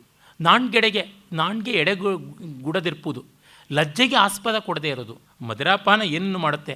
ನಮದಕ್ಕಸ್ಯ ವಿಕಾರ ಕಾರಣಂ ಅಂತ ಗಂಗಾದೇವಿ ಹೇಳ್ತಾಳಲ್ಲ, ಅಂಥ ಸೂರ್ಯನಾದವನು ಕಮಲೋದರ ಸಂಭೃತಂ ಮಧುಪೀತ್ವ. ಕಮಲದ ಮುಗ್ಗುಗಳು ಅನ್ನುವ ಗಾಬ್ಲೆಟ್ಸಲ್ಲಿ, ಹೆಂಡದ ಬಟ್ಲುಗಳಲ್ಲಿ, ಕಳ್ಳಿನ ಮೊಗೆಗಳಲ್ಲಿ ಹೆಂಡ ಕುಡಿದು ಮಧುಪೀತ್ವ ರವಿಹಿ ಉಜ್ಜಿತಾಂಬರ, ಅಂಬರವನ್ನು ಬಿಟ್ಟ, ಆಕಾಶವನ್ನು ಬಿಟ್ಟ, ಪಶ್ಚಿಮ ಸಮುದ್ರದಲ್ಲಿ ಉರುಳಿಬಿಟ್ಟ. ಸೂರ್ಯನಿಗೆ ಹೆಂಡ ಕುಡಿದ ಮೇಲೆ ಇಂಥ ಚೇಷ್ಟೆ ಮಾಡೋ ಸ್ಥಿತಿ ಬಂದರೆ ಉರುಳಿಬಿಡೋದಾದರೆ ಇನ್ನು ನಮದಕ್ಕಸ್ಯ ವಿಕಾರ ಕಾರಣಂ ಅಂತ ಗಂಗಾದೇವಿ ಹೇಳ್ತಾಳೆ. ಆ ರೀತಿಯಲ್ಲಿ ಇವನು ನುಡಿಗಳ್ ಮರೆಯಿಪ್ಪುದೊಂದು. ಮಾತುಗಳು ಬಾಯಿಗೆ ಬಂದಂತೆ ಆಗ್ತಾ ಇರ್ತದೆ, ಏನೇನೋ ರೀತಿಯಲ್ಲಿ ಆಗ್ತಾ ಇರ್ತವೆ. ಸಂಬಂಧವನ್ನು, ಆ ಮೊರೆಯನ್ನು, ವ್ಯವಸ್ಥೆಯನ್ನು ಯಾವುದನ್ನು ಪಾಲಿಸ್ಕೊಳ್ತಾ ಇಲ್ಲ. ಕಳ್ಗುಡಿದವರು ಹೆಂಡ ಕುಡಿದವರಿದ್ದಾರೆ. ಅವರಂದಂ ಇಂತು ಸಿರಿ ಸಾರ್ತರೆ ಸಾರ್ವುದಕ್ಕೆ ಸಂದೇಹಂ ಬಡದೆ. ನೋಡಿದಾಗ ಗೊತ್ತಾಗುತ್ತೆ, ಸಂದೇಹವೇ ಇಲ್ಲ. ಜಲಕ್ಕನೆ ಒಡನೆಯೇ ಅರಿದೆಂ ತಿಳ್ಕೊಂಡೆ. ಸಿರಿ ಕಳ್ಳೊಡ ಹುಟ್ಟಿದೆಂಬುದಂ. ಲಕ್ಷ್ಮಿ ಕಳ್ಳಿನ ಜೊತೆ ಹುಟ್ಟಿತು ಅಂತ. ಈ ಅಚ್ಚಗನ್ನಡದ ರೀತಿ ಇದೆಯಲ್ಲ, ಈ ಸಂದರ್ಭಕ್ಕೆ ತುಂಬ ಚೆನ್ನಾಗಿದೆ. ಲಕ್ಷ್ಮೀ ಮಧುರಾ ಸಾಹಚರ್ಯ ಅಂತೆಲ್ಲ ಹೇಳಿದೆ. ಸಿರಿ ಕಳ್ಳೊಡ ಹುಟ್ಟಿತು ಅಂತ ಅಂದರೆ ಆ ವ್ಯಂಗ್ಯ ತೋರ್ಪಡಿಸೋದಕ್ಕೆ ದೇಸಿ ಎಷ್ಟು ಚೆನ್ನಾಗಿ ಬರುತ್ತದೆ. ಕುಮಾರವ್ಯಾಸ ಆಮಹೀಶ ಕ್ರತೋರದುಳುದ್ದಾಮ ಮುನಿಜನ ರಚಿತ ಮಂತ್ರಸ್ತೋಮ ಪುಷ್ಕರ ಪೂತ ಪುಣ್ಯ ಜಲಾಭಿಷೇಚನದ ಶ್ರೀಮುಡಿಗೆ ಕೈ ಇಕ್ಕಿದನು ಅಂತ ಅಷ್ಟು ದೀರ್ಘವಾದ ದಂಡಾಕಾರ ಸಮಾಸದ ಆ ಶ್ರೀಮುಡಿಯ ಸಂಸ್ಕೃತವನ್ನು ಹೇಳಿ ಕಡೆಗೆ ಕೈ ಇಕ್ಕದ ಅಂತ ಕನ್ನಡವನ್ನು ಹೇಳ್ತಾನಲ್ಲ, ಆ ಭಾಷೆಯ ಮೂಲಕವಾಗಿ ವ್ಯಂಗ್ಯ ಸಾಧಿಸುವಂಥದ್ದು ಆ ದೇಸಿಯನ್ನು ತುಂಬ ಅದ್ಭುತವಾಗಿ ಬಳಸ್ಕೊಳ್ತಾನೆ. ಈ ರಚನಾ ಸೌಷ್ಠವವನ್ನು ಭಾಷೆಗೆ ತಂದುಕೊಳ್ಬೇಕು. ಕಾವ್ಯದಲ್ಲಿ ಈ ವಿವರಗಳನ್ನು ಕಾಣದೇ ಇದ್ದರೆ ಇನ್ನೇನು? ಪಂಪಭಾರತ ತಾತ್ಪರ್ಯ ಇಟ್ಟುಕೊಂಡು ವಿಮರ್ಶೆ ಮಾಡೋದು ದೊಡ್ಡದಲ್ಲ, ಅವನ ಪದಗಳನ್ನು ಇಟ್ಟುಕೊಂಡು ಮಾಡಬೇಕು. ಆಗ ಕವಿಗೆ ಸಂತೋಷ. ನನ್ನನ್ನು ಓದಿಕೊಂಡ್ರಪ್ಪ, ಕಣ್ಣಲ್ಲಿ ಕಣ್ಣಿಟ್ಟು ಓದಿದ್ರು ಅಂತ ಆಗುತ್ತದೆ. ಅವನು ಮತ್ತೆ ಮುಂದೆ ಹೇಳ್ತಾನೆ ಮಾರ್ಮಿಕವಾದಂಥ ಮಾತುಗಳು. ಖಳ ನೊಳವಿಂಗೆ ಕುಪ್ಪೆ ವರಮೆಂಬ ವರವೆಂಬಲ್ ಅಂಬರ ಮುಂಟೆ ಅದೊಂದಳವಡನ್ ಓದಿದಿಂದು ಬೆರಗಿಂಗೆ ಎನಗಾಗದಿ ಸಭಾವಲಯದೊಳ್ ನೇಳಿಸಿದ ನಿನ್ನನ್ ಆಕುಳಂ ಎನ್ನ ಚಟ್ಟರಿಂ ತಳಬೆಳಗಾಗಿ ಕಟ್ಟಿಸದೆ ಮಾಣ್ಪೊಡೆ ಕೆಮ್ಮನೆ ಮೀಸೆ ಒತ್ತನೆ. ನನಗೇನು ಮೀಸೆ ಇದೆಯೇ ಅಂತ ಅಂದ್ಕೊಂಡೆ, ಮೀಸೆ ಬೋಳಿಸ್ಬಿಡ್ತೀನಿ ಅಂತ ನಾವು ಹೇಳ್ತೀವಲ್ಲ. ನಿನ್ನನ್ನು ಚಟ್ಟರಿಂದ, ನನ್ನ ಶಿಷ್ಯರಿಂದ, ಚಟ್ಟ ಅಂತನ್ನೋದು ಶಿಷ್ಯ ಅನ್ನೋದರ ತದ್ಭವವಾದಂಥದ್ದು. ನನ್ನ ಶಿಷ್ಯರಿಂದ ನಾನು ತಳಬೆಳಗಾಗೆ ನಿನಗೆ ತಳಮಳವಾಗುವಂತೆ ನಿನ್ನ ಬುಡಮೇಲು ಮಾಡುವ ರೀತಿಯಲ್ಲಿ ಕಟ್ಟಿಸದೇ ಇದ್ದರೆ ಕೆಮ್ಮನೆ ಮೀಸೆ ಒತ್ತೆ. ನಾನು ಸುಮ್ಮನೆ ಏನು ಮೀಸೆ ಒತ್ತವನ, ದ್ರೋಣಂಗೆ ಮೀಸೆ ಇತ್ತು ಅಂತ ಗೊತ್ತಾಗುತ್ತದೆ. ನೀನು ಖಳ ನೊಳವಿಂಗೆ ಕುಪ್ಪೆ ವರಂ, ನೊಣಕ್ಕೆ ಕುಪ್ಪೆ ತಿಪ್ಪೆನೇ ಮೇಲು ಅನ್ನುವಂತೆ ನೀನು ಸಿಂಹಾಸನದ ಮೇಲೆ ಕೂತ್ಕೊಂಡಿದ್ದೀಯಾ. ಹಾಗೆ ನಿನ್ನಂಥವನ ಯೋಗ್ಯತೆ ನಂದು ಒಂದೇ ಆಯಿತೆ. ನಾವು ಒಟ್ಟಿಗೆ ಓದಿದ್ವಿ ಅಂತನ್ನೋದು ಇದೆಯಲ್ಲ, ಒಡನೋದಿದುದೊಂದು ಬೆರಗಿಂಗೆ ನಾನು ನೀನು ಇಬ್ಬರು ಓದಿದವಲ್ಲ ಅನ್ನೋದೊಂದು ವಿಸ್ಮಯ, ಆಶ್ಚರ್ಯ ಆಗ್ತಾ ಇದೆ. ಆ ಬೆರಗಿಂಗೆ ಕೊಲ್ಲಲಿಕ್ಕೆ ಎನಗಾಗೋದು. ನಿನ್ನನ್ನು ಈಗಲೇ ಕೊಲ್ಲಬಹುದಾಗಿತ್ತು. ಇಬ್ಬರೂ ಒಂದು ಕಾಲದಲ್ಲಿ ಓದಿದ್ವಿ, ಸತೀರ್ಥರು ಅನ್ನೋ ಕಾರಣದಿಂದ ನನಗೆ ಕೊಲ್ಲೋದಕ್ಕೆ ಇಷ್ಟವಾಗೋದಿಲ್ಲ. ಸಭಾವಲಯದೊಳ್ ಎನ್ನನ್ನು ಏಳಿಸಿದ ನಿನ್ನನ್ನು, ಈ ಸಭಾವಲಯದಲ್ಲಿ ಏಳಿಸುವುದು ಗೇಲಿ ಮಾಡಿದೆಯಲ್ಲ, ಅದರಿಂದ ನಿನ್ನನ್ನು ಅನಾಕುಳಂ ನಿಶ್ಶಂಕವಾಗಿ ತೊಳಕೆ ಇಲ್ಲದೆ ಲೀಲೆಯಿಂದ ನನ್ನ ಶಿಷ್ಯರಿಂದ ಮಾಡಿಸ್ತೀನಿ ಅಂತ. ಅಲ್ಲಿ ಕುಮಾರವ್ಯಾಸ ಇದೇ ಮಾತುಗಳನ್ನು ಹೇಳಿಸ್ತಾನೆ. ನನ್ನ ಹುಡುಗರ ಮೂಲಕವಾಗಿ ನಿನ್ನ ಬಡ್ಡಿ ಸಹಿತ ನಿನ್ನ ಅವಮಾನವನ್ನು ತೀರಿಸ್ತೀನಿ ಅಂತ ಹೇಳಿಬಿಟ್ಟಿದ್ದನು. ಅಂದರೆ ನನ್ನ ಕೋಲ ಮಕ್ಕಳ ಕೈಯಿಂದ ಕಟ್ಟಿಸ್ತೀನಿ ಅಂತ ಕೋಲ ಮಕ್ಕಳು ಅನ್ನೋ ಪದವನ್ನು ಬಳಸ್ತಾನೆ. ಇದು ದೇಸಿ ಅಂತಂದರೆ ಹೀಗೆ ಅಷ್ಟು ಅಚ್ಚ ಸಹಜ ಸಂಭಾಷಣೆಯ ರೂಪದಲ್ಲಿ ಅವನು ಮಾಡಿ ತೋರಿಸ್ತಾನೆ. ಆಮೇಲೆ ಅವನು ಬಂದು ಪಾಂಡವರ ಆಶ್ರಯದಲ್ಲಿ ಇರ್ತಾನೆ. ಅಲ್ಲಿ ಪಾಂಡವರು ಚೆಂಡಾಟ ಆಡಿದ್ರು ಅಂತ ಲೋಕಪ್ರಸಿದ್ಧವಾದ ಕಥೆ ಉಂಟು. ಮಹಾಭಾರತದಲ್ಲಿ ಚಿಣಿ ಕೋಲಾಟ ಅಂತ ಬರ್ತದೆ. ಮೂಲ ಮಹಾಭಾರತದಲ್ಲಿ ವೀಟಿ ಖೇಲನ ಅಂತ ಚಿಣ್ಣಿ ಹೋಗಿ ಬಾವಿಯಲ್ಲಿ ಬಿದ್ದಿರುತ್ತೆ, ಅದನ್ನು ಎತ್ತುಕೊಳ್ಬೇಕು ಅಂತ. ಇಲ್ಲಿ ಅವರು ಮಾಡಿಕೊಂಡದ್ದು ಯಾವುದು ಅಂತಂದರೆ ಚಕ್ಕಳದ ಜಿಂಕೆ ಅದನ್ನು ಬಾವಿಗೆ ಹಾಕಿಬಿಟ್ಟಿದ್ರು. ಅದನ್ನು ಎತ್ತು ತಂದು ಕೊಡೋದಕ್ಕೋಸ್ಕರವಾಗಿ ಭೀಷ್ಮ ದ್ರೋಣ ತನ್ನ ಧನುರ್ವಿದ್ಯೆಯನ್ನು ಪ್ರದರ್ಶನ ಮಾಡ್ತಾನೆ ಅಂತ ಹೀಗೆಲ್ಲ ಬರ್ತದೆ. ದ್ರೋಣಂ ಗಡಂ ಇಶುವಿದ್ಯೆಗೆ ಜಾಣಂ ಗಡಮೆಂದು ಕೇಳ್ದು ಕೌರವರ್ಗೆಲ್ಲಂ ಪ್ರಾಣಂ ಬರ್ಪಾಕೃತಿಯೊಳೆ ಬಾಣಾಸನ ಬಾಣ ಪಾಣಿ ಕರ್ಣಂ ಬಂದಂ. ಆ ವಿದ್ಯಾಭ್ಯಾಸದ ಕಾಲದಲ್ಲೇ ಕೌರವರ ಕಡೆಗೆ ಕರ್ಣ ಬಂದ ಅಂತ ಪಂಪ ಕೆಲವು ಕಡೆ ತುಂಬ ಸೊಗಸಾಗಿ ಈ ರಾಜಕೀಯ ಯಾವ ರೀತಿಯಾದದ್ದು ಅನ್ನೋದನ್ನು ತೋರ್ಪಡಿಸ್ತಾನೆ. ಮೂಲ ವ್ಯಾಸಭಾರತವನ್ನು ಚೆನ್ನಾಗಿ ಅರ್ಥ ಮಾಡಿಕೊಂಡಿದ್ದರ ಸೂಚನೆ ಕಾಣುತ್ತದೆ. ಒಂದು ನೋಡಿ, ಕೌರವರ ಕಡೆಗೆ ಕರ್ಣ ಯಾವಾಗ ಬಂದ ಅಂತನ್ನೋದನ್ನು ಮೂಲ ಮಹಾಭಾರತದಲ್ಲಿ ನೋಡಿದ್ರೆ ಕೌರವ ಪಾಂಡವರ ವಿದ್ಯಾ ಪ್ರದರ್ಶನದ ಕಾಲದಲ್ಲಿ ಅಂತ. ಅದಲ್ಲ, ಅದಕ್ಕೆ ಮೊದಲೇ ಬ್ಯಾಕ್ ಎಂಟ್ರಿ ಆಗಿದೆ. It as a dramatic presentation. ಅದು it is a well staged program ಅಂತ. ಕರ್ಣನನ್ನು ಹಾಗೆ ಓಪನ್ ಆಗಿ ಅರ್ಜುನನ್ನು ಎದುರಿಸುವಂತೆ, ಅವಮಾನ ಮಾಡುವಂತೆ, ಇವನಿಗೆ ಆಕಸ್ಮಿಕವಾಗಿ ನಾಟಕೀಯತೆಯಿಂದ ಉದಾರ ವೈಭವದಿಂದ ದುರ್ಯೋಧನ ಸಿಂಹಾಸನವನ್ನು ಕೊಟ್ಟು ಅಂಗರಾಜ್ಯಾಭಿಷೇಕ ಮಾಡುವಂತೆ, ಹೀಗೆಲ್ಲ ತುಂಬ ಚೆನ್ನಾಗಿ ಆಗಬೇಕು ಅಂತ ವೆರಿ ವೆಲ್ ಸ್ಟೇಜ್ಡ್ ಪ್ಲೇ ಅದು. ಅದಕ್ಕೆ ಮೊದಲೇ ಕರ್ಣ ಬಂದಿದ್ದ ಅಂತನ್ನೋದನ್ನು ಕವಿ ತೋರ್ಪಡಿಸ್ತಾನೆ. ಹಾಗೆ ಮುಂದೆ ದುರ್ಯೋಧನ ಮೈಸಭೆಯಲ್ಲಿ ಬಿದ್ದಿದ್ದು ಅದು ಯಾವುದನ್ನು ಕವಿ ವರ್ಣಿಸೋಲ್ಲ. ಹಾಗಲ್ಲದೇ ಪಾಂಡವರ ರಾಜಸೂಯವನ್ನು ನೋಡೇ ಹೊಟ್ಟೆ ಕಿಚ್ಚುಪಟ್ಕೊಂಡಿದ್ರು ಅಂತ. ಅಲ್ಲಿ ಬಿದ್ದಿದ್ದು ಅವಮಾನ ಆ ನೆಪ ಆದರೆ ಅದು ತುಂಬ ಮೈನರ್ ಆದದ್ದು, ಮೊದಲಿಂದ ಇರುವುದಲ್ವ ಮತ್ಸರ. ಹಾಗೆ ಕಳ್ಳನಿಗೊಂದು ಪಿಳ್ಳೆನೆವ ಅಂತದೇನು ಬೇಕಾದ್ದಲ್ಲ, ನೇರವಾಗಿ ಆಗುತ್ತದೆ ಅಂತ. ಅಂದರೆ ಪ್ರಸಂಗಗಳನ್ನು ಸ್ವೀಕರಿಸುವಲ್ಲಿ ಬಿಡುವಲ್ಲಿ ಕೂಡ ಆ ಸೂಕ್ಷ್ಮ ಪ್ರಜ್ಞೆಯನ್ನು ಕವಿ ತುಂಬ ಚೆನ್ನಾಗಿ ತೋರ್ಪಡಿಸ್ತಾನೆ. ನಾನು ಹೇಳಿದ್ದೀನಲ್ಲ, ಅರಿಕೇಸರಿ ಬರದೇ ಇದ್ದಾಗ ಮಾತ್ರ, ಅರ್ಜುನ ಬರದೇ ಇದ್ದಾಗ ಪಂಪ ಅದ್ವಿತೀಯ ಕವಿ. ಬಂದಾಗ ಮಾತ್ರ ಸರಸ್ವತಿ ಋಣಭಾರಕ್ಕಿಂತ ಪ್ರಭುವಿನ ಋಣಭಾರ ಹೆಚ್ಚಾಯಿತು ಏನು ಅಂತ ಅನಿಸುತ್ತದೆ. ದ್ರೋಣಂ ಗಡಂ ಇಶುವಿದ್ಯೆಗೆ ಜಾಣಂ. ದ್ರೋಣ ತುಂಬ ಬಿಲ್ಲೋಜ, ವಿದ್ಯಾಚಾರ್ಯ, ಚೆನ್ನಾಗಿದ್ದಾನೆ. ಹಾಗಿದ್ದರೂ ಅರ್ಜುನ ತುಂಬ ವಿಶೇಷವಾದ ರೀತಿಯಲ್ಲಿ ಬೆಳೀತಾ ಇದ್ದಾನೆ. ಕೇಳಿದು ಕೌರವರಿಗೆಲ್ಲಂ ಪ್ರಾಣಂ ಬರ್ಪಾಕೃತಿಯೊಳೆ, ನಮ್ಮ ಕಡೆಗೊಬ್ಬ ಧನುರ್ವಿದ್ಯಾ ಕೌಶಲ ಇರೋರು ಬೇಕು ಅನ್ನುವಾಗ ಬಾಣಾಸನ ಬಾಣಪಾಣಿ, ಬಾಣಾಸನ ಅಂದರೆ ಬಿಲ್ಲು ಬಾಣ ಧರಿಸಿರ್ತಕ್ಕಂಥ ಕರ್ಣ ಬರ್ತಾನೆ. ಈಗ ಅವರಿಗೆ ಸ್ನೇಹ ಆಗುತ್ತದೆ. ಕೆಳೆಯುಂ ಗುರಿಯುಂ ಗೊಟ್ಟಿಯುಂ ಅಳವಿಗೆ ಪಿರಿದಾಗಿ ತನಗೆ ದುರ್ಯೋಧನನೊಳ್ ಮುಳಿಸುಂ ನೋವುಂ ಕಲುಷಮಂ ಅಳುಂಬಮೆನೆ ತನಗೆ ಅರಾತಿ ಕಾಳಾನಲ್ಲದೊಳ್. ಅಷ್ಟು ಪ್ರೀತಿ, ಅಷ್ಟು ಆತ್ಮೀಯತೆ ಅವೆಲ್ಲವೂ ಬರುತ್ತದೆ. ಸ್ನೇಹ, ಕೆಳೆ, ಗುರಿ, ಯಾವುದೇ ಒಂದು ಲಕ್ಷ್ಯ ಸಾಧಿಸಬೇಕು ಅಂತಂದರೆ ಗೋಷ್ಠಿ. ಪಂಪ ಗೋಷ್ಠಿ ಅನ್ನೋದನ್ನು ತುಂಬ ವಿಶೇಷಾರ್ಥದಲ್ಲಿ ಬಳಸ್ತಾನೆ. ಮುಂದೆ ಪ್ರಸಿದ್ಧವಾದ ಪದ್ಯ ಚಾಗದ ಭೋಗದಕ್ಕರದ ಗೇಯದ ಗೊಟ್ಟೆಯ ಲಂಪು ಅಂತ. ಗೋಷ್ಠಿ ವಿನೋದ ಅಂತಂದರೆ ಅದೊಂದು ಸ್ಪೆಸಿಫಿಕ್ ಆದದ್ದು. ವಾತ್ಸಾಯನ ಕಾಮಸೂತ್ರದ ನಾಗರಿಕ ವೃತ್ತಾಂತ ಪ್ರಕರಣದಲ್ಲಿ ಹೇಳುವುದುಂಟು. ಅಲ್ಲಿ ಪೂರ್ತಿ ಸಂಸ್ಕೃತವೂ ಮಾತಾಡಬಾರ್ದು, ಪೂರ್ತಿ ಪ್ರಾಕೃತವೂ ಮಾತಾಡಬಾರ್ದು. ಮದ್ಯ ದ್ಯೂತ ಇತ್ಯಾದಿಗಳನ್ನು ಒಂದು ವ್ಯಸನದ ಮಟ್ಟಕ್ಕೆ ತೊಗೊಂಡು ಹೋಗಬಾರ್ದು. ಎಲ್ಲ ಹಿತಮಿತವಾಗಿರಬೇಕು, ಆತ್ಮೀಯರು ಕಲಿಯಬೇಕು. ಈ ರೀತಿ ಇರುವಂಥದ್ದು ಒಂದು ಡೀಸೆಂಟ್ ಕ್ಲಬ್ ಅಂತಾರಲ್ಲ, ಆ ಬಗೆಯಲ್ಲಿರ್ತಕ್ಕಂಥದ್ದು. ಅಂಥ ವಿನೋದಂ ಅವರ ಅಳವಿಗೆ ಪಿರಿದಾಗೆ ತನಗೆ ಕರ್ಣನಿಗೆ ದುರ್ಯೋಧನನಲ್ಲಿ ಮುನಿಸು ನೋವು ಎಲ್ಲವೂ ಕೂಡ ಅಷ್ಟು ಚೆನ್ನಾಗಿ ಹಂಚಿಕೊಂಡು ಎಲ್ಲವೂ ಬದುಕಿನಲ್ಲಿ ಸೊಗಸಾಗಿ ಬಂತು ಅನ್ನುವಂಥದ್ದು. ವೈರಿಯನ್ನು ಧ್ವಂಸ ಮಾಡುವಾಗ ರೀತಿಯಲ್ಲಿ ಅರಾತಿ ಕಾಳಾನಲ್ಲ, ವೈರಿಗಳಿಗೆ ಬೆಂಕಿಯಾಗಿರ್ತಕ್ಕಂಥವನು ಕರ್ಣ, ಅವನಲ್ಲಿ ಇದೆಲ್ಲ ತುಂಬಿಕೊಳ್ತು ಅಂತ ಅನ್ನೋದನ್ನು ಹೇಳ್ತಾನೆ. ಮತ್ತು ಅಂತೂ ಕರ್ಣಂ ಗುಣಾರ್ಣವನ್ನೋಳು ಸೆನೆಸಿ ಪಗೇನ ಅಭ್ಯಾಸಂಗೈವಂತೆ ವಿದ್ಯಾಭ್ಯಾಸಂಗೈದಂ. ತುಂಬ ಸೊಗಸಾದ ಮಾತು. ವೈರಿಯನ್ನು ಅಭ್ಯಾಸ ಮಾಡುವ ಹಾಗೆ ವಿದ್ಯಾಭ್ಯಾಸ ಮಾಡದ ಅಂತ. ಅಂದರೆ ಅವನ ವಿದ್ಯೆ ವೈರಿಯ ಮೂವ್ಸ್, ವೈರಿಯ ಎತ್ತುಗಳು, ಪ್ರತಿ ತಂತ್ರಗಳು ಏನಿದೆ ಅದನ್ನು ಅಭ್ಯಾಸ ಮಾಡುವ ರೀತಿಯಲ್ಲಿ ಮಾಡದ ಅಂತ. ಆ ರೀತಿಯಲ್ಲಿ ಒಂದು ವ್ಯಂಗ್ಯವೂ ಇದೆ.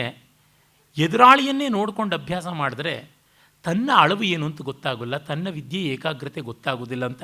ಅವರೇನು ಮಾಡ್ತಾರೆ ಅಂತ ನೋಡ್ಕೊಂಡು ಇವರೇನೋ ಮಾಡೋಕ್ಕೆ ಹೋದರೆ ಪಕ್ಕದ ಮನೆಯವಳು ಸರಿಗೆ ಹಾಕ್ಕೊಂಡ್ರೆ ನೆರೆ ಮನೆಯವಳು ಉರುಳಾಕ್ಕೊಂಡ್ಲು ಅಂತ ಆಗುತ್ತದಲ್ಲ, ಹಾಗೂ ಆಗುತ್ತದೆ.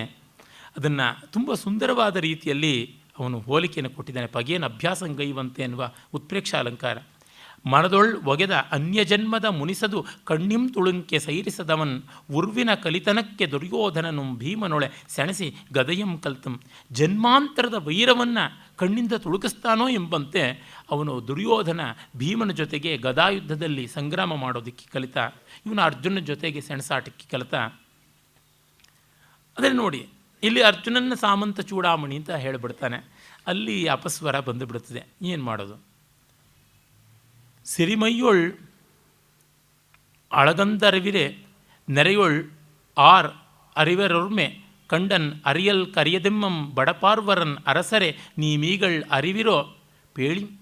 ಅರ್ಜುನ ವಿಜೃಂಭಿಸಿ ದ್ರುಪದನ ಹೆಡೆಮುರಿ ಕಟ್ಟಿಕೊಂಡು ಬಂದು ಇವನ ಮಂಚದಲ್ಲಿ ತನ್ನ ಮಂಚದ ಕಾಲೊಳ್ ಕಟ್ಟವೇಳ್ದು ತಲೆಯ ಮೇಲೆ ಕಾಲನ ಅವಷ್ಟಂಭದಿಂ ನೀಡಿ, ಅವಷ್ಟಂಬ ಅಂದರೆ ಆಧಾರವಾಗಿ ಇಟ್ಕೊಳ್ಳೋದಕ್ಕೆ ಅವನ ತಲೆ ಮೇಲೆ ಪಾದಪೀಠದಂತೆ ಇಟ್ಕೊಂಡು ಆಗ ಅವನು ಹೇಳ್ತಾ ಇದ್ದಾನೆ, ಸಿರಿಮೈಯೊಳ್ಳಿ ಸಿರಿ ಮೈ ತುಂಬಿಕೊಂಡಾಗ ಆ ಸಂದರ್ಭದಲ್ಲಿ ಅರಿವಿನೇ ನಮ್ಮನ್ನು ತಿಳಿದುಕೊಂಡ್ರ ನೆರವಿಯೊಳ್, ಆ ಸಮೂಹದಲ್ಲಿ ನೆರವಿ ಅಂದರೆ ಗುಂಪು, ಅದು ಆಸ್ಥಾನ ಅಲ್ಲ, ಹಿರಿಯರಿಲ್ಲದ ಸಭೆ ನೆರವಿ ಅಂತ ಕುಮಾರವ್ಯಾಸ ಹೇಳ್ತಾನೆ.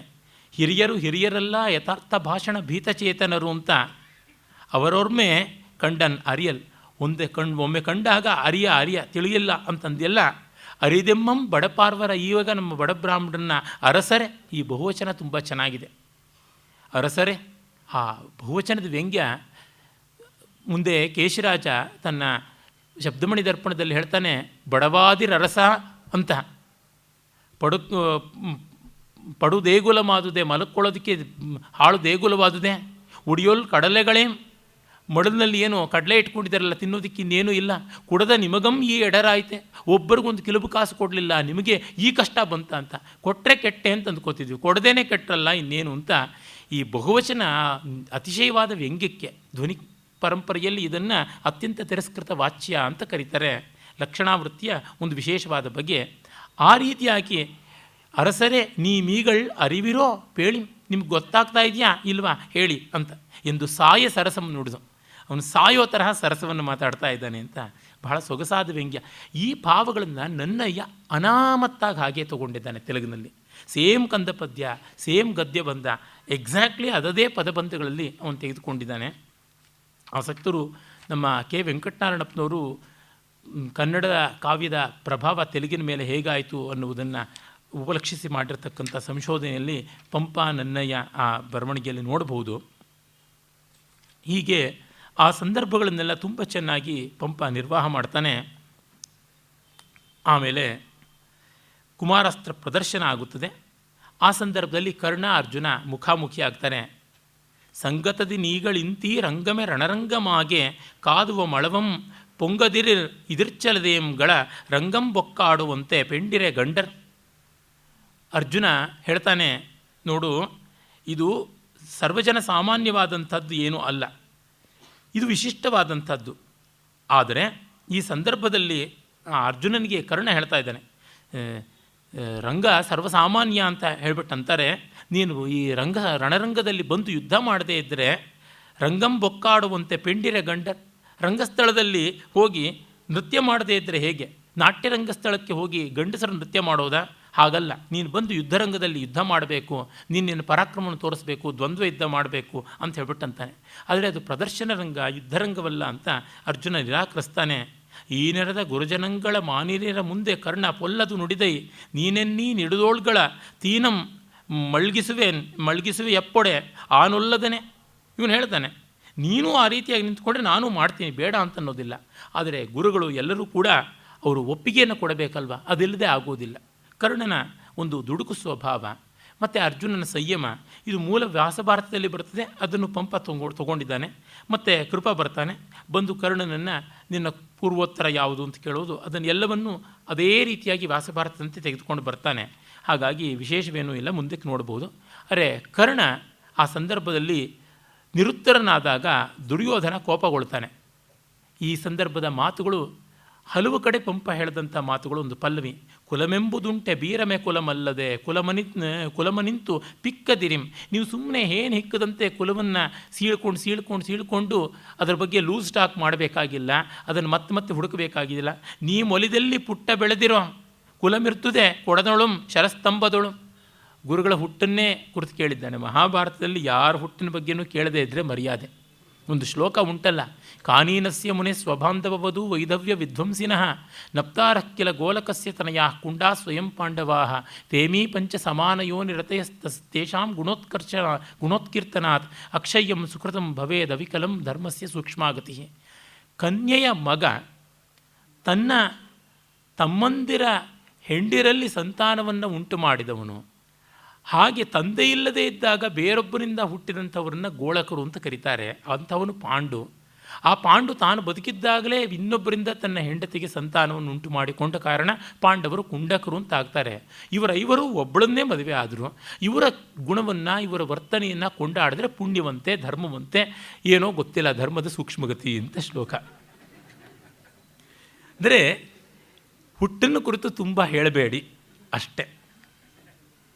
ಆ ಕಾರಣದಿಂದ ಗುಣದ ಬಗ್ಗೆ ಹೇಳಿ.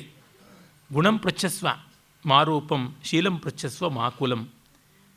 ಅದರಿಂದ ನೀನು ಹುಟ್ಟಿದ್ದು ಕೊಡದಲ್ಲಿ, ನೀನು ಹುಟ್ಟಿದ್ದು ಹುಲ್ಲು ಜೊಂಡಿನಲ್ಲಿ, ಅದನ್ನು ಮರೆಯಬೇಡಿ ಅಂತ ದ್ರೋಣನಿಗೆ ಮತ್ತು ಕೃಪನಿಗೆ ದುರ್ಯೋಧನ ಹೇಳ್ತಾನೆ. ಆಮೇಲೆ ದುರ್ಯೋಧನ ಕರ್ಣರ ಆತ್ಮೀಯತೆ ಬರುತ್ತದೆ. ಇದು ತುಂಬ ಪ್ರಸಿದ್ಧವಾದ ಪದ್ಯ, ಬೇಕಾದಷ್ಟು ಜನ ಹೇಳಿದ್ದಾರೆ. ಪೊಡಮಡುವರ್ ಜಿ ಎಂಬರ್ ಕುಡು ದಯಗಯ್ಯೇಂ ಪ್ರಸಾದಂ ಎಂಬಿವು ಪೆರರೊಳ್ ನಡೆಗೆಮ್ಮ ನಿನ್ನಡೆಯೊಳ್ ನಡೆಯಲ್ವೇಡನೆಗೆ ಕೆಳೆಯನೈ ರಾಧೇಯ. ತುಂಬ ತುಂಬ ಸುಂದರವಾದಂಥ ಬಂಧ. ಬೇರೆಯವರು ಸ್ನೇಹಿತರು ಅಂತಂದುಕೊಂಡ್ರು ಅವರು ಪರಿಚಾರಕರೇ. ಪೊಡಮಡುವರ್ ನಮಸ್ಕಾರ ಮಾಡ್ತಾರೆ. ಜಿ ಎಂಬರ್, ಆ ಹೊತ್ತಿಗಾಗಲೇ ಜಿಯಾ, ಜಿ ಅಂತನ್ನುವಂಥದ್ದು ಗೌರವವಾಚಕವಾದ ಪದವಾಗಿ ಕನ್ನಡದಲ್ಲಿ ಬಳಕೆಗೆ ಬಂದಿತ್ತು ಅಂತ ಗೊತ್ತಾಗುತ್ತದೆ. ಜಿಯಾ ಅಂತ ಎಲ್ಲ ಹೇಳುವಂಥದ್ದು ಇದು ನೋಡಿದರೆ ಉತ್ತರ ಭಾರತದಲ್ಲಿ ಬೆಳೆದು ಬಂದಂಥದ್ದು. ಇದಕ್ಕೆ ಸಂಸ್ಕೃತ ಮೂಲ ಹೇಗೆ ಅಂತ ನನಗಂತೂ ಗೊತ್ತಾಗ್ತಾ ಇಲ್ಲ. ಬೇರೆ ದೇಶ ಭಾಷೆ ಇದಾಗಿರಬಹುದೋ ಏನೋ. ಒಟ್ಟಿನಲ್ಲಂತೂ ಪಂಪನ ಕಾಲದಿಂದ ಕನ್ನಡದಲ್ಲಿ ಇದೆ. ಜಿ ಎಂಬರ್ ಕುಡು ದಯೆಗಯ್ಯೇ, ಕೊಡಪ್ಪ ನಮಗೆ ಪ್ರಸಾದವನ್ನು ಉಂಟು ಮಾಡು, ದಯೆಯನ್ನು ಉಂಟು ಮಾಡು ಅಂತೆಲ್ಲ ಬೇರೆಯವರು ಕೇಳಲಿ. ಪೆರರೊಳ್ ನಡೆಗೆ, ಇದೆಲ್ಲ ವರ್ತನೆ, ಈ ಗೌರವಗಳು, ಈ ರಾಜಸ್ಥಾನದ ಮರ್ಯಾದೆ ಬೇರೆಯವರಲ್ಲಿರಲಿ. ನಿನ್ನಡೆಯೊಳ್ ನಡೆಯಲ್ವೇಡಮಿಗೆ, ನಿನ್ನತ್ರ ಈ ಯಾವ ಫಾರ್ಮ್ಯಾಲಿಟಿನೂ ಇಲ್ಲ. ನೀನು ನನಗೆ ಕೆಳಗನೇ ರಾಧೇಯ, ನೀನು ಸ್ನೇಹಿತ ಅಂತ. ಇಂತು ಸುಯೋಧನಂ ನಿನಗೆ ಮಾಡಿ, ಆಗ ಸೂರ್ಯಾಸ್ತ ಆಗುತ್ತದೆ. ಆ ಸೂರ್ಯಾಸ್ತ ಆದಾಗ ಅದು ಹೇಗಾಯಿತು ಅನ್ನುವ ಒಂದು ಹೇತುತ್ಪ್ರೇಕ್ಷಾಲಂಕಾರದ ಪದ್ಯವನ್ನು ಬರೀತಾನೆ. ಕನ್ನಡ ಕಾವ್ಯಗಳಲ್ಲಿಯೇ ಪಂಪನಂತೆ ಸೂರ್ಯೋದಯ ಸೂರ್ಯಾಸ್ತಗಳನ್ನು ಮಾಡಿದವರಿಲ್ಲ. ಅದು ಸೂರ್ಯೋದಯಕ್ಕಾಗಿ ಸೂರ್ಯೋದಯ, ಸೂರ್ಯಾಸ್ತಕ್ಕಾಗಿ ಸೂರ್ಯಾಸ್ತ ಅಂತಲ್ಲದೆ ಸಂದರ್ಭಕ್ಕೆ ತಕ್ಕಂತೆ ತಳಿಕೆ ಹಾಕ್ತಾನೆ. ಇದು ತುಂಬ ಅನ್ಯಾದೃಶವಾದಂಥ ವಿಲಕ್ಷಣವಾದ ಪ್ರತಿಭೆ ಇಡೀ ಕಾವ್ಯದ ಆದ್ಯಂತ ಕಾಣಿಸುತ್ತದೆ. ಇಲ್ಲಿ ನೋಡಿ, ತನ್ನ ನಾಯಕ ಅರಿಕೇಸರಿಯಾದ ಕಾರಣ ಸೂರ್ಯನು ಅರ್ಜುನ ಪಕ್ಷಪಾತಿ, ಅರ್ಜುನನ ವಿರುದ್ಧ ನೀನು ನಿಲ್ಲಬೇಡ ಅನ್ನುವ ಎಚ್ಚರಿಕೆಯನ್ನು ಹೇಳುವಂತೆ ಮಾಡಿದ ಸೂರ್ಯ ಅಂತ ಅನ್ನುವುದನ್ನು ಕವಿ ಹೇಳ್ತಾನೆ. ಇಂತು ಸುಯೋಧನಂ ನಿನಗೆ ಮಾಡಿದ ರಾಜ್ಯ ವಿಭೂತಿಗುಂತೆ ಮುಯ್ವಾಂತಿರದಿರ್ ಗುಣಾರ್ಣವನ ಇನನಸ್ತಮಕ್ಕಿಯದು. ಈ ಗುಣಾರ್ಣವನಿನ ಅಸ್ತಮಯಕ್ಕಿದು ಸಾಲ್ಗುಂ ಈಗಳೆಂಬಂತೆ ಒಲಂದು ಮುಂದರಿದು ತನ್ನ ಮಗಂಗೆ ಸಮಂತು ಬುದ್ಧಿವೇಳುವಂತೆ ಒಲ್ ಅಸ್ತಗಿರಿ ಎತ್ತಂ ಮರೆಗೊಂಡದು ಸೂರ್ಯಮಂಡಲಂ. ನೋಡಪ್ಪ, ಇಂತು ಸುಯೋಧನಂ ನಿನಗೆ ಮಾಡಿದ ರಾಜ್ಯ ವಿಭೂತಿಗುಂತೆ, ನಿನಗೆ ರಾಜ್ಯವನ್ನು ಕೊಟ್ಟ, ಅಂಗರಾಜ್ಯಾಭಿಷೇಕ ಮಾಡ್ದ, ಅದಕ್ಕೆ ಮುಯ್ವಾಂತೆರದಿರ್, ಮುಯಿ ಕೊಡುವಂತೆ ನೀನು ಉಬ್ಬೊಬ್ಬಿ ಏನೂ ಮಾಡಬೇಡ.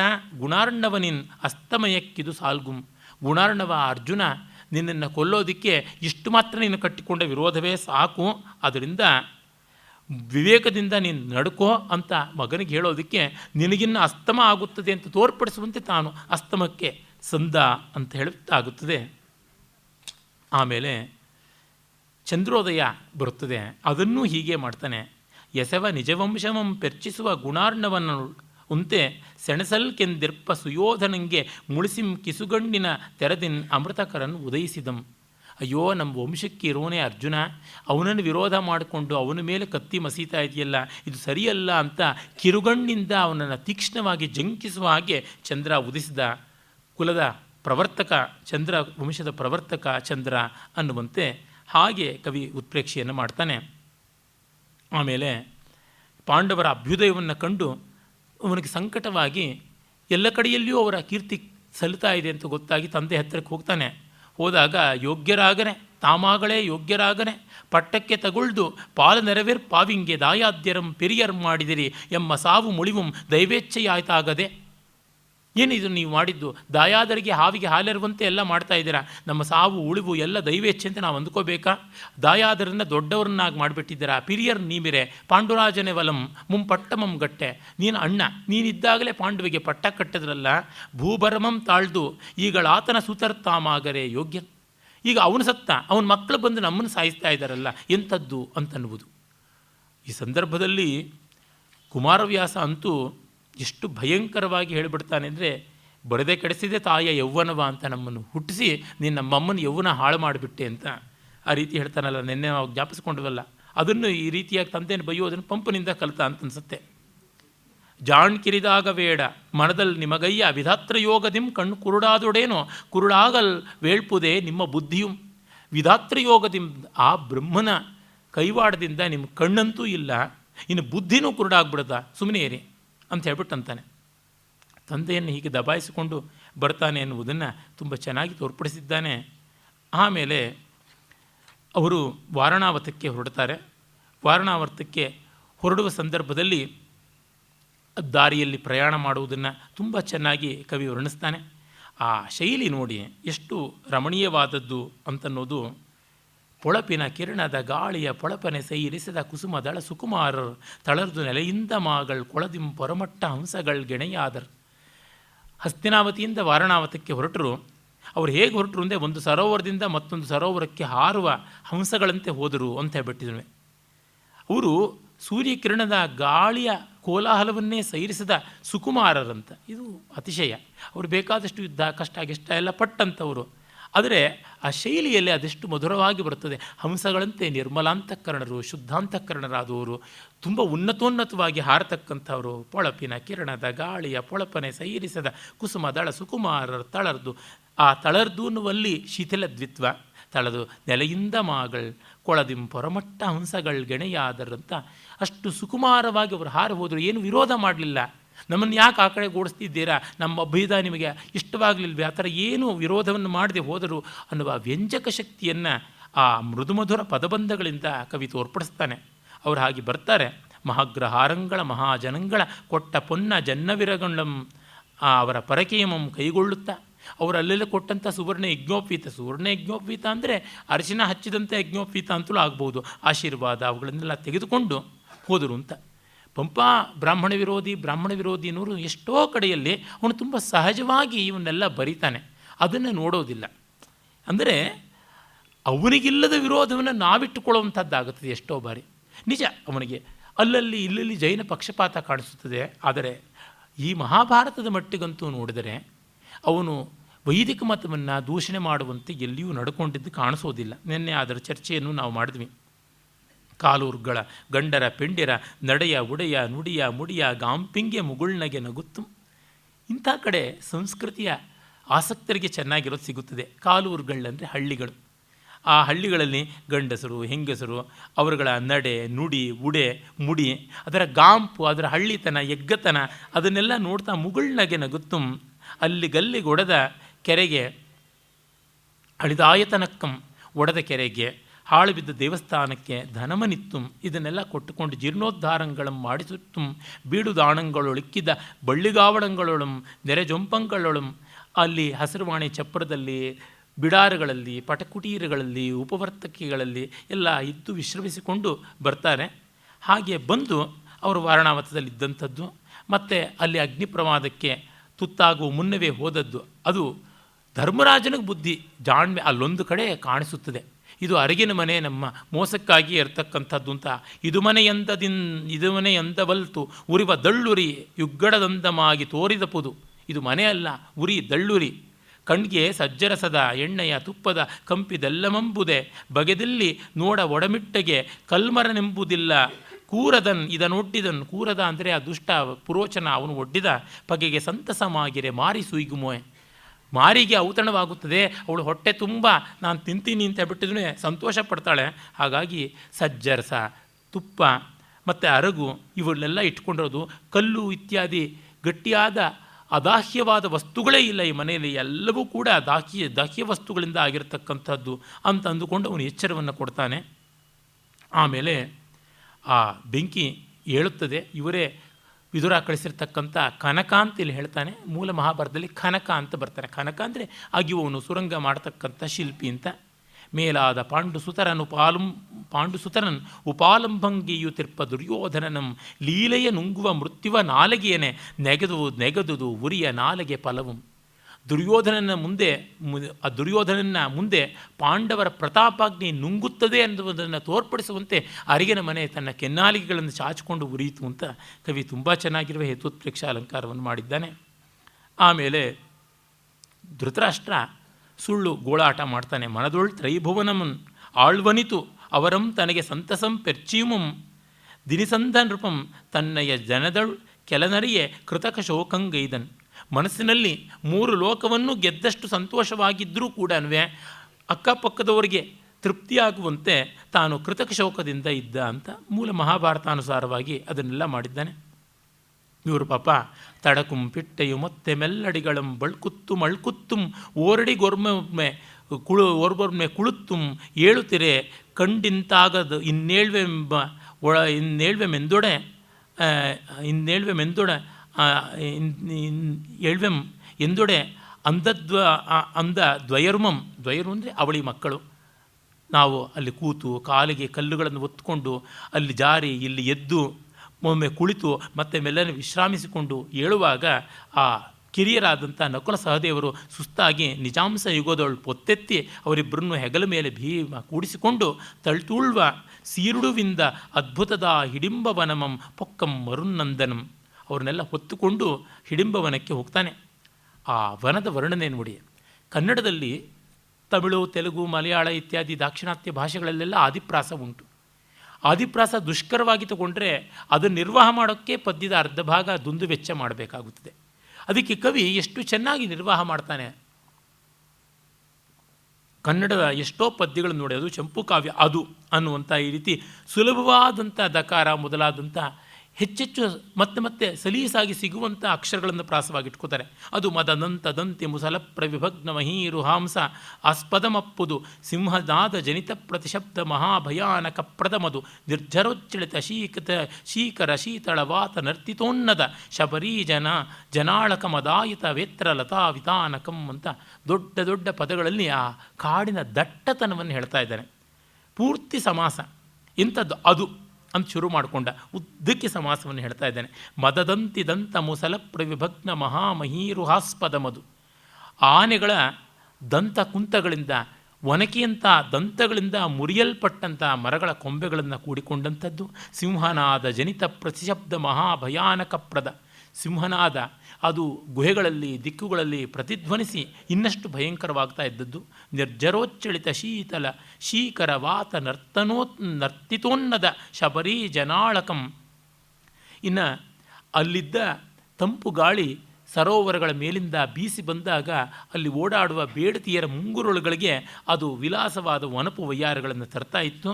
ಮತ್ತು ಅಲ್ಲಿದ್ದ ಬೆತ್ತದ ಬಳ್ಳಿಗಳು ಆ ಸುಂದರಿಯರ ಮುಂಗುರುಳುಗಳ ಹಾಗೆ ತೊಣದಾಡ್ತಾ ಇದ್ದವು.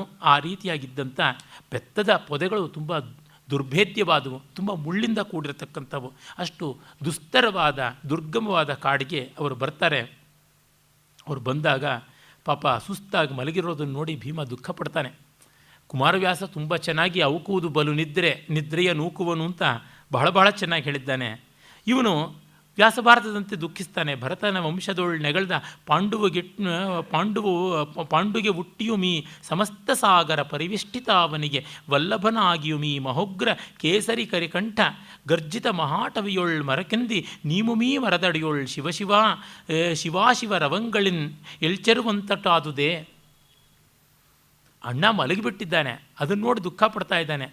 ನೀನು ಎಂಥವನು, ಪಾಂಡುವಿನ ಮಗ, ಇಂಥವನು ನೀನು ಸಕಲ ಭೂಮಂಡಲಕ್ಕೆ ರಾಜನಾಗಬೇಕಾದವನು ಈಗ ಈ ಕಾಡಿನಲ್ಲಿ ಮರದ ಕೆಳಗೆ ಮಲಕ್ಕೊಂಡು ಹೆಣ್ಣು ನರಿಗಳು ಊಳುವಾಗ ಏಳಬೇಕಾಗುತ್ತದೆ ಅಂತ ಭಾರವಿಯ ಕಿರಾತಾರ್ಜುನದ ಮೊದಲನೇ ಸರ್ಗದಲ್ಲಿ ಅಶಿವೈ ಶಿವಾರುತೈಹಿ ಅಂತ ಬರ್ತಾನೆ. ಅಮಂಗಳವಾದ ಹೆಣ್ಣು ನರಿ, ಶಿವ ಅಂತಂದರೆ ಹೆಣ್ಣು ನರಿ, ಗಂಡು ನರಿ ಊಳಬಾರ್ದು ಅಂತ ಏನೂ ಇಲ್ಲ, ಛಂದಸ್ಸಿಗೋಸ್ಕರವಾಗಿ ತೆಗೆದುಕೊಂಡಿರೋದು. ಅಶಿವ ಶಿವಾರವ ಅಂತ ಅಮಂಗಳಕರವಾದ ಹೆಣ್ಣು ನರಿಯ ನಾದ ಅಂತ ಈ ಕಾರದಿಂದ ಮರದಡಿಯೊಳ್ ಶಿವಾಶಿವ ರವಂಗಳಿ ಶಿವ ಈ ಹೆಣ್ಣು ನರಿ ಗಂಡು ನರಿ ಇವುಗಳ ರವದಿಂದ ಎಳ್ಚರುವಂತುಟಾದುದೇ ಭಾರವಿಯನ್ನು ತೆಗೆದುಕೊಂಡಿದ್ದಾನೆ. ಆಗ ಹಿಡಿಂಬೆಯನ್ನು ಕಳಿಸ್ತಾನೆ. ತನ್ನ ತಂಗಿ ಹಿಡಿಂಬೆ ಎಂಬಳಂ ಕರೆದು, ತುಂಬ ಚೆನ್ನಾಗಿದೆ ಈ ಭಾಗ. ನಿಡಿಯರ್ ಅಂತಂದರೆ ತುಂಬ ಉದ್ದ ಗಾತ್ರ ಚೆನ್ನಾಗಿರ್ತಕ್ಕಂಥ ಬಲ್ಲಾಯದ ದಡಿಗರ್, ಒಳ್ಳೆಯ ಆಯ್ಕಟ್ಟಾದ ಮೈ ಇರತಕ್ಕಂಥ ದಡಿಗರ್, ದಾಂಡಿಗರು ಬಂದಿರ್ದರ್ ಐವರ್ ಆಲದ ಮರದ ಕೆಳಗಿದ್ದಾರೆ. ತೊಡರ್ದರ್ ಅವರು ಎಡವು ನಮ್ಮ ಹತ್ರಕ್ಕೆ ಬಂದಿದ್ದಾರೆ. ನಮ್ಮಯ್ಯ ನಮ್ಮ ಅಡಿಗೆಯಲ್ಲಿ ಅಡಿಗೆ ಮಾಡು, ಪಣ್ಣಿಡು, ಚೆನ್ನಾಗಿ ಸಿದ್ಧ ಮಾಡು. ಪಣ್ಣಿಡು ಅನ್ನೋದು ಪಣ್ಣಿವುಡು ಅಂತ ತಮಿಳ್ ಶಬ್ದದಂತೆಯೇ ಕಾಣಿಸುತ್ತದೆ. ಭಕ್ಷದೊಳಡು ನಮ್ಮ ಅಡಿಗೆಯಲ್ಲಿ ಅವರನ್ನು ಬಳಸ್ಕೊ ಅಂದರೆ ಇನ್ನೆಷ್ಟೋ ಅವನ ಅಡಿಗೆ ಇನ್ನು ಎಷ್ಟೋ ಬೇರೆಯವರು ಮಾಂಸವೂ ಉಂಟು ಅನ್ನೋ ಧ್ವನಿ ಬರ್ತದೆ. ಇಷ್ಟು ಚಿಕ್ಕ ಪದ್ಯದಲ್ಲಿ ಒಬ್ಬನ ಸ್ವಭಾವವನ್ನು ಎಲ್ಲವನ್ನು ತೋರಿಸ್ತಾನೆ. ಮತ್ತು ನೋಡಿ, ನೆಡಿಯರ್ ಬಲ್ಲಾಯದ ಬಲ್ ದಡಿಗರ್ ಬಂದಿರ್ದ ರೈವರಾಲದ ಕೆಳಗಿಂತೊಡರ್ದರ್ ನಮ್ಮಯ ಭಕ್ಷದಳ್ ಆಡು ಪಣ್ಣಿಡು ಪೋಗು ನೀನು ಮಾನುಂ ತಿಂಬಂ, ನೀನು ನಾನು ತಿನ್ನೋಣ ಹೋಗಿ ಬಾ. ಈ ವಾಗ್ಧೋರಣೆ ಮಾತಾಡಿದಂತೆ ಪದ್ಯ ಹೇಳೋದು ತುಂಬ ಕಷ್ಟ ಇದೆ. ಇಷ್ಟು ಛಂದಸ್ಸು, ಕಂದ ಪದ್ಯದ ನಿಯಮ ತಬ್ಬಿಬ್ಬಾಗಿಸುತ್ತದೆ. ತೆಲುಗಿನಲ್ಲಿ ಒಂದು ಗಾದೆ ಇದೆ, ತಲೆಪ್ರಾಣಂ ತೋಕಕ್ಕೊಚ್ಚಿಂದಿ ಅಂತ, ತಲೆ ಪ್ರಾಣ ಬಾಲಕ್ಕೆ ಬಂತು ಅಂತ. ಅಷ್ಟು ಕಷ್ಟವಾದ ಈ ಛಂದಸ್ಸುಗಳನ್ನು ಈ ಲೀಲೆಯಿಂದ ಬಳಸ್ಕೊಂಡಿದ್ದಾರೆ ಅಂದರೆ ಎಷ್ಟು ಪ್ರಯತ್ನ ಪಟ್ಟಿದ್ದಾರೆ. ಮತ್ತು 6 ತಿಂಗಳಲ್ಲಿ ಬರೆದಿದ್ದಂತೆ. ಇವುಗಳಲ್ಲಿ ನಾವು ಕಾಣಬೇಕಾಗಿದೆ ಅವರ ವಶ್ಯವಾಗ್ ವಿಭವ ಎಂಥದ್ದು ಅಂತ. ಅವಳು ಬರ್ತಾಳೆ, ಆಗಸದೊಳೊಂದು ಮಹೀಭಾಗದೊಳಿನ್ನೊಂದು ದಾಡೆಯಾಗಿರೆ ಮನದಿಂ. ಅವನು ದಾಡೆ ಆಕಾಶದಲ್ಲೊಂದು ಭೂಮಿಯಲ್ಲೊಂದು ಇತ್ತು ಅಂತ ಹೇಳಬೇಕಾದ್ರೆ ಅತಿಶಯೋಕ್ತಿ ಅಲಂಕಾರ ಎಷ್ಟು ಚೆನ್ನಾಗಿದೆ. ಬೇಗಂ ಬರ್ಪಳ ದಿಟ್ಟಿಗಳಾಗಳೆ ಪತ್ತಿದುವು ಗಂಟರೊಳ್ ಮಾರುತಿಯಂ. ನೋಡಿ, ಇವಳು ಮೈ ಮರೆತು ಬಿಡ್ತಾಳೆ.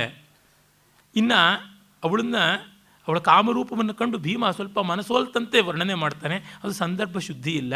ಆದರೆ ಮುಂದೆ ಅವಳು ಬಂದು ಆಡುವ ಮಾತು ಚೆನ್ನಾಗಿದೆ. ಪಿಡಿದಡಿಸಿ ತಿನ್ನಲ್ ಬಂದಿರ್ದೆಡೆಯೊಳ್ ನಿನಗಾಗಿ ಮದನ ನೆನ್ನನೆ ತಿನೆ ಕೇಳ್ ಪಡೆನೋಡಲ್ ಬಂದವರಂ ಗುಡಿವರಿಸಿದವೆಂಬುದಾಯಿತು ನಿನ್ನನ್ನೆನ್ನೆಡೆಯೋಳ್ ಅಂತ. ಬಹಳ ಸೊಗಸಾದ ಆ ಗಾದೆ ಮಾತು ಎಲ್ಲ ಸೇರಿಕೊಂಡು ಎಷ್ಟು ಚೆನ್ನಾದ ಪದ್ಯ ಬರೆದಿದ್ದಾನೆ ಅಂದರೆ, ಇಷ್ಟು ಚಿಕ್ಕ ಕಂದ ಪದ್ಯದಲ್ಲಿ ಇಷ್ಟು ತುಂಬುವುದಿದೆಯಲ್ಲ. ಒಂದು ವ್ಯರ್ಥ ಪದ, ಒಂದು ವ್ಯರ್ಥ ಸೊಲ್ಲಿಲ್ಲ. ಪಿಡಿದಡಿಸಿ ನಿನ್ನ ಇಟ್ಟಾಡಿಸ್ಕೊಂಡು ತಿಂದು ಬಿಡಬೇಕು ಅಂತ ಬಂದಿದ್ದಾಗ ಆ ಎಡೆಯಲ್ಲಿ, ಆ ಹೊತ್ತಿಗೆ ಆ ಎಡೆಯಲ್ಲಿ ನಿನಗಾಗಿ ಮದನನ್ ಎನ್ನನೆತ್ತಿನೆ, ಮನ್ಮಥ ನನ್ನನ್ನು ತಿಂದುಬಿಟ್ಟ ಅಂತ. ನಿನ್ನನ್ನು ನಾನು ತಿನ್ನಬೇಕು ಅಂತ ಬಂದರೆ ಕಾಮನೇ ನನ್ನನ್ನು ತಿಂದುಬಿಟ್ಟ.